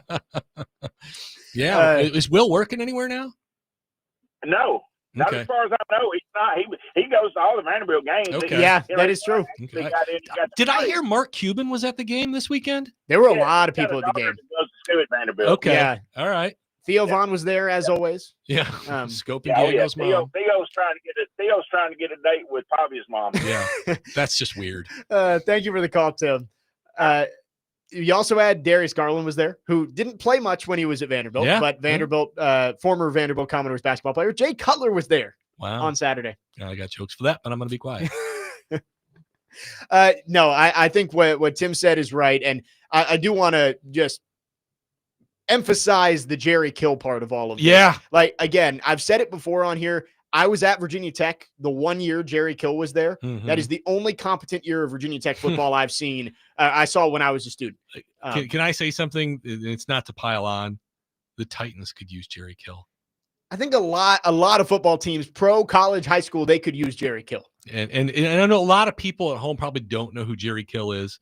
Jerry Kill, I know him because I went to Southern Illinois and he became our head coach when he was at Pittsburgh State. All right, like a Division II, Division III school. Yeah. And he came in and took us from the dregs of 1AA to top 5 in like 2 years. All right.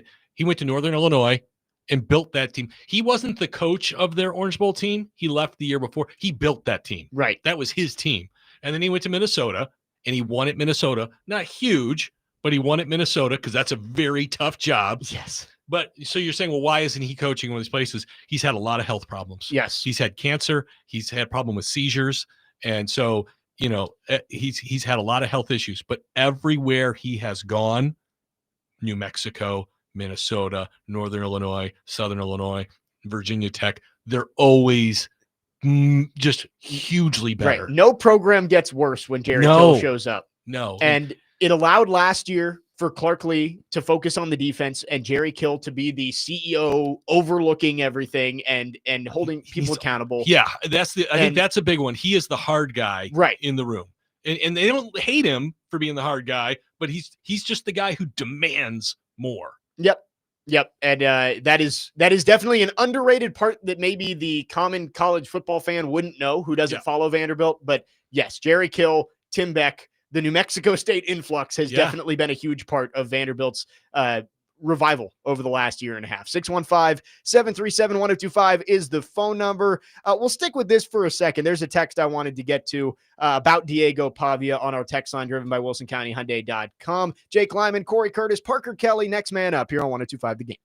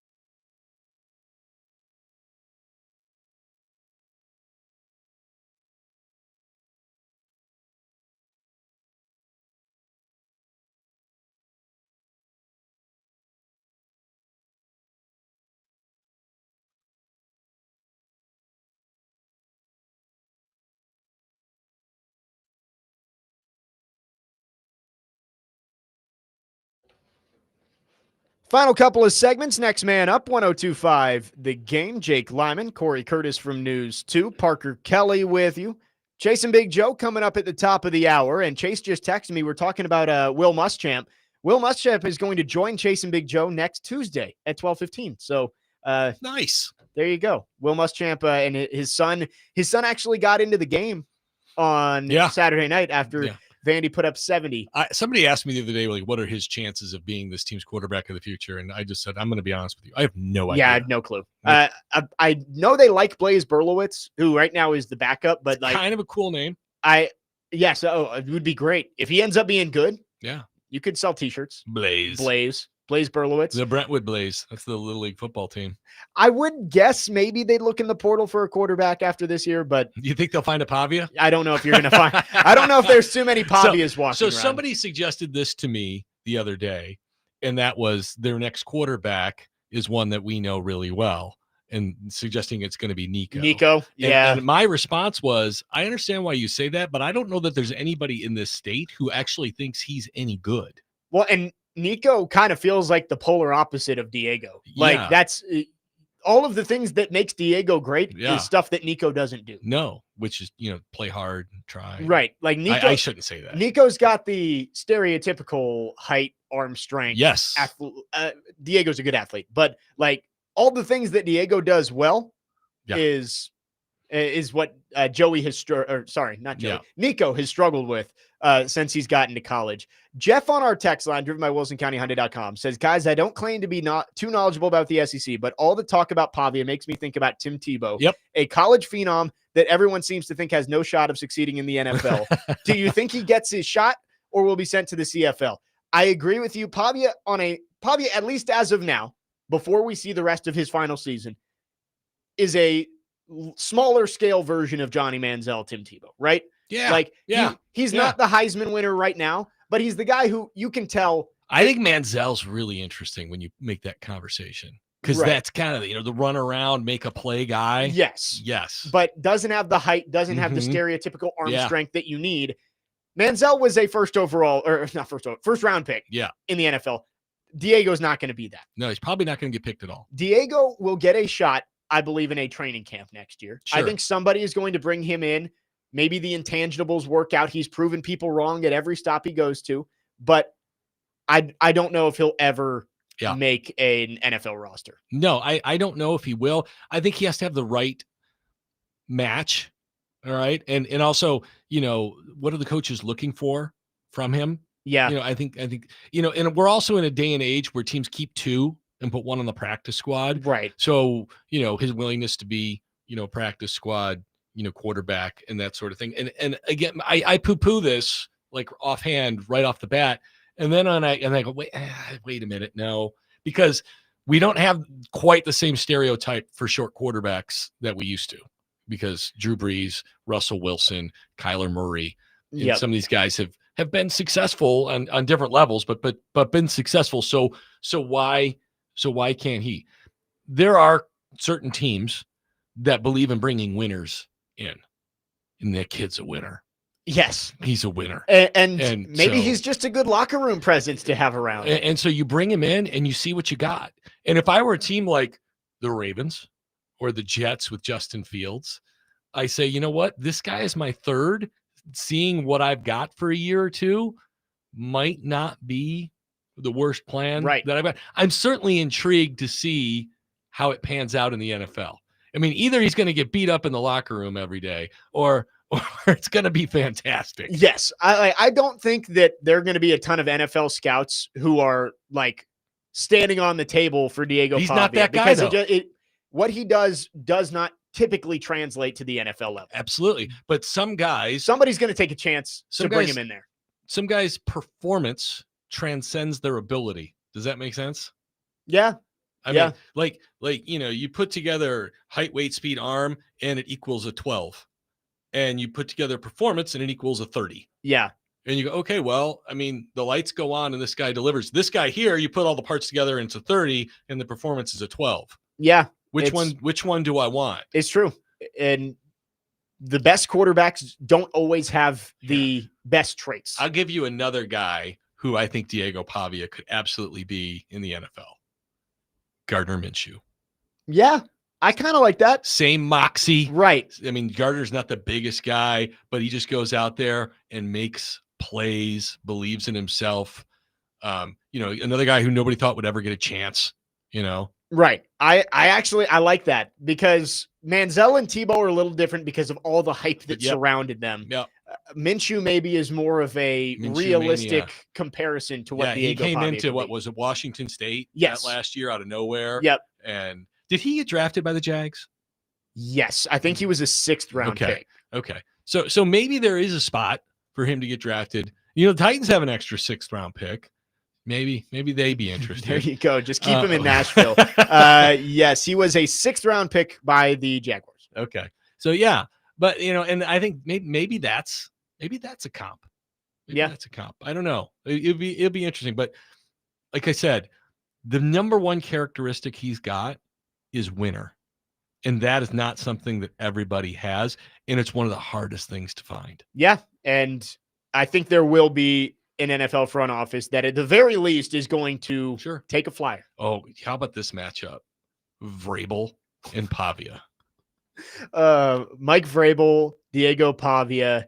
This is sort of a joke. Yeah. Mike Vrabel and Diego Pavia walk into a bar. I don't know how that locker room would either be the best in the league or they'd literally be fist fighting every single day. Everyone on the team would fail the testosterone test based on having those two guys in the room. Yes, that is because they've got enough for an entire 53. Yes, they do. 615-737-1025. Let's go to our phone lines driven by WilsonCountyHunter.com. Clay is on the line wanting to chime in. Clay, thanks for calling. Go ahead. Hey, I've called once before, referred to you as knowing about you from doing the women's games at Vanderbilt. I'm a huge fan. Thanks for listening. Cory, by the way, I think you do a great job at Channel 2 Sports. Appreciate it. I think you do a wonderful job of watching, so I really appreciate it. Kind of backing up the previous caller's comments, and I've literally had to apologize on some channels that I call because I was slow to warm up to Clark Lee. Had some nicknames for him that I won't get into. I think it's reasonable. It wasn't good at the beginning. Because of his bald head. But, right now, literally, I'd run through a brick wall for this dude. I mean, because I used to have people, when I would wear a Vanderbilt football T-shirt, have people come up to me and say, wow, you're a brave man to wear that T-shirt. Yep. And those days are over, boys. I mean, Vanderbilt has served notice to the rest of the SEC.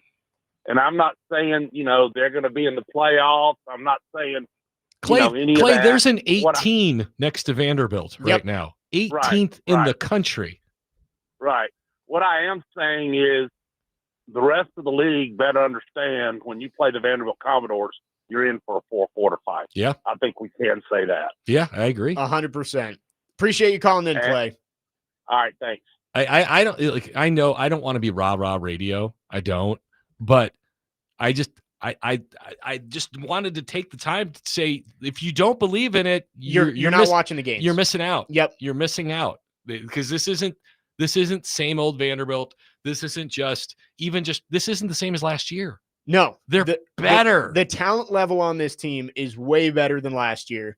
It's a big one this week. You got to avoid the letdown against Utah State. Who you avenged last year's letdown. You can't follow it up with this year's letdown. Utah State is going to give you a better fight than Georgia State did. Yes, they will. And you don't have that natural chip on your shoulder that you did against Georgia State. They got to come out. They got to play. Go into Alabama 5-0. They were cheesed going into that game last week. Were. I mean, they were that was an angry football team. And that final score did not surprise me. And the fact that they did not take their foot off the gas, does not surprise me. They pulled Pavia mid-third quarter, but even the backups were putting numbers on the board. Yeah, they weren't going to let up.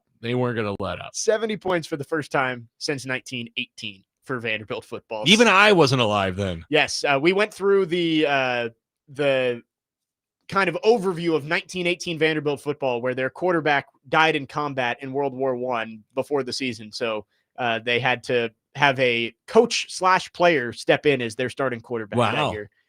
But he dealt with the Spanish flu too. So which came over from World War I. Right. So lots of stuff going on for the 1918 version of the Commodore. 615-737-1025. Last call for phones. We'll wrap up the show after this. Jake Lyman, Cory Curtis, Parker Kelly, next man up, 1025 The Game.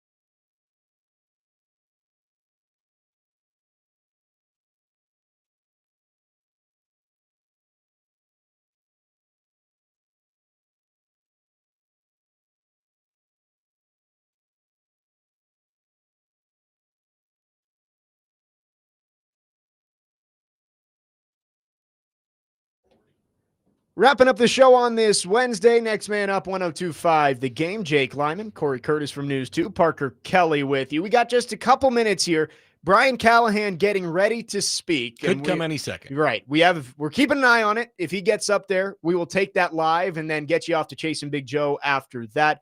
But we'll see how long it takes to get him up there. Do want to mention, somebody in the YouTube chat asked about TD. TD will be on with us tomorrow from 9 to 11. So looking forward to that. We'll have TD for 2 hours tomorrow to get ready for Titans Texans and go through all of the news from this past week. Andrew Allegretta will also join at 11 o'clock tomorrow to talk Vanderbilt football. So excited for that. Cory, while we wait here for Brian Callahan, this game did get a whole lot more interesting. There wasn't a whole lot that I was looking forward to watching this week, but now, after the Jarvis Brownlee trade and especially the play calling change, it does make this a more intriguing watch on Sunday. How does the team respond? What are we going to see? I mean, do they show up and ready to play for 4 quarters? Because that's what we need to see. That's the response that we need as viewers of the product. And I think Brian Callahan today, the number one thing he needs to exude is command. Right. He needs to exude, this is my football team. I'm in charge. This is what we're doing. We feel good about it. You don't have to feel good about it. We do. We're planning on going 14-3. We may not do it, but you're asking me what my plan is. That's my plan. And this is what I think gets us there the best way possible. It would probably make things easier for Callahan if they had Borgonzi just make not even a press conference, just make a statement on the Brownlee trade, because Callahan's going to be fielding all these questions. I'm a little surprised it's not. Right. I'm a little surprised it's not. At the very least, just have him go up there, take a couple of questions, and then let Callahan speak, because it's going to be the main topic, right? Sure. I mean, but usually Brian he can read the room. Yes, he knows what people want to talk about, and so my guess is when he comes on here, it's the first thing he's going to address. Yes, and I'm guessing it's going to be like we talked about. It's going to be, we decided to go in a different direction. We're excited to see some of the other young guys behind him, and we wish him the best of luck in New York. He's gone, and so you say, why do that? He's gone. There's no reason to bury him, but you also have to make sense. It can't just sound like you don't know what you're doing. Yeah. You just have to say, it was best for our football team to move on. It's probably best for Jarvis to move on. That's what we did. Right. We're not looking back. Well, and it's just, it's going to be tough, because he's going to get the questions of like, why for so little value? He's going to probably just say, that'd be something that Mike Borgonzi could answer for you. Yeah, I don't do the trades. Mike does. That is not my job. So we're waiting on Brian Callahan to speak ahead of Wednesday practice. Also going to get our first injury report of the week later today. Yeah. JC Latham, Kevin Zeitler. Right side of the line needs to get healthy in a hurry. No more Tavondre Sweatwatch. He's on IR, but Latham and Zeitler are the two that you really hope are back at you've practice. got Danielle Hunter and Will Anderson this week. Right. This is not a great matchup for the Titans. I mean, it really isn't. I mean, I know they want to send 5 guys out. They need to help those tackles out this week. Yes. They just do. That's just a fact. And it doesn't really even matter who it is. If it is Latham and Moore, great. You're still going to need help against Anderson and Danielle Hunter. I mean, Danielle Hunter's got like 100 sacks, right? Yes, he does. Yeah. He is a proven commodity out there. Okay. Cory, thanks for coming on. It's been great. We'll do it again next week. Are you allowing me back another week? Of course. Wow. Cory Wednesdays, right here on Next Man Up. TD will be with us tomorrow from 9 to 11. Chasing Big Joe coming up next with the Brian Callahan press conference here on 102.5 The Game.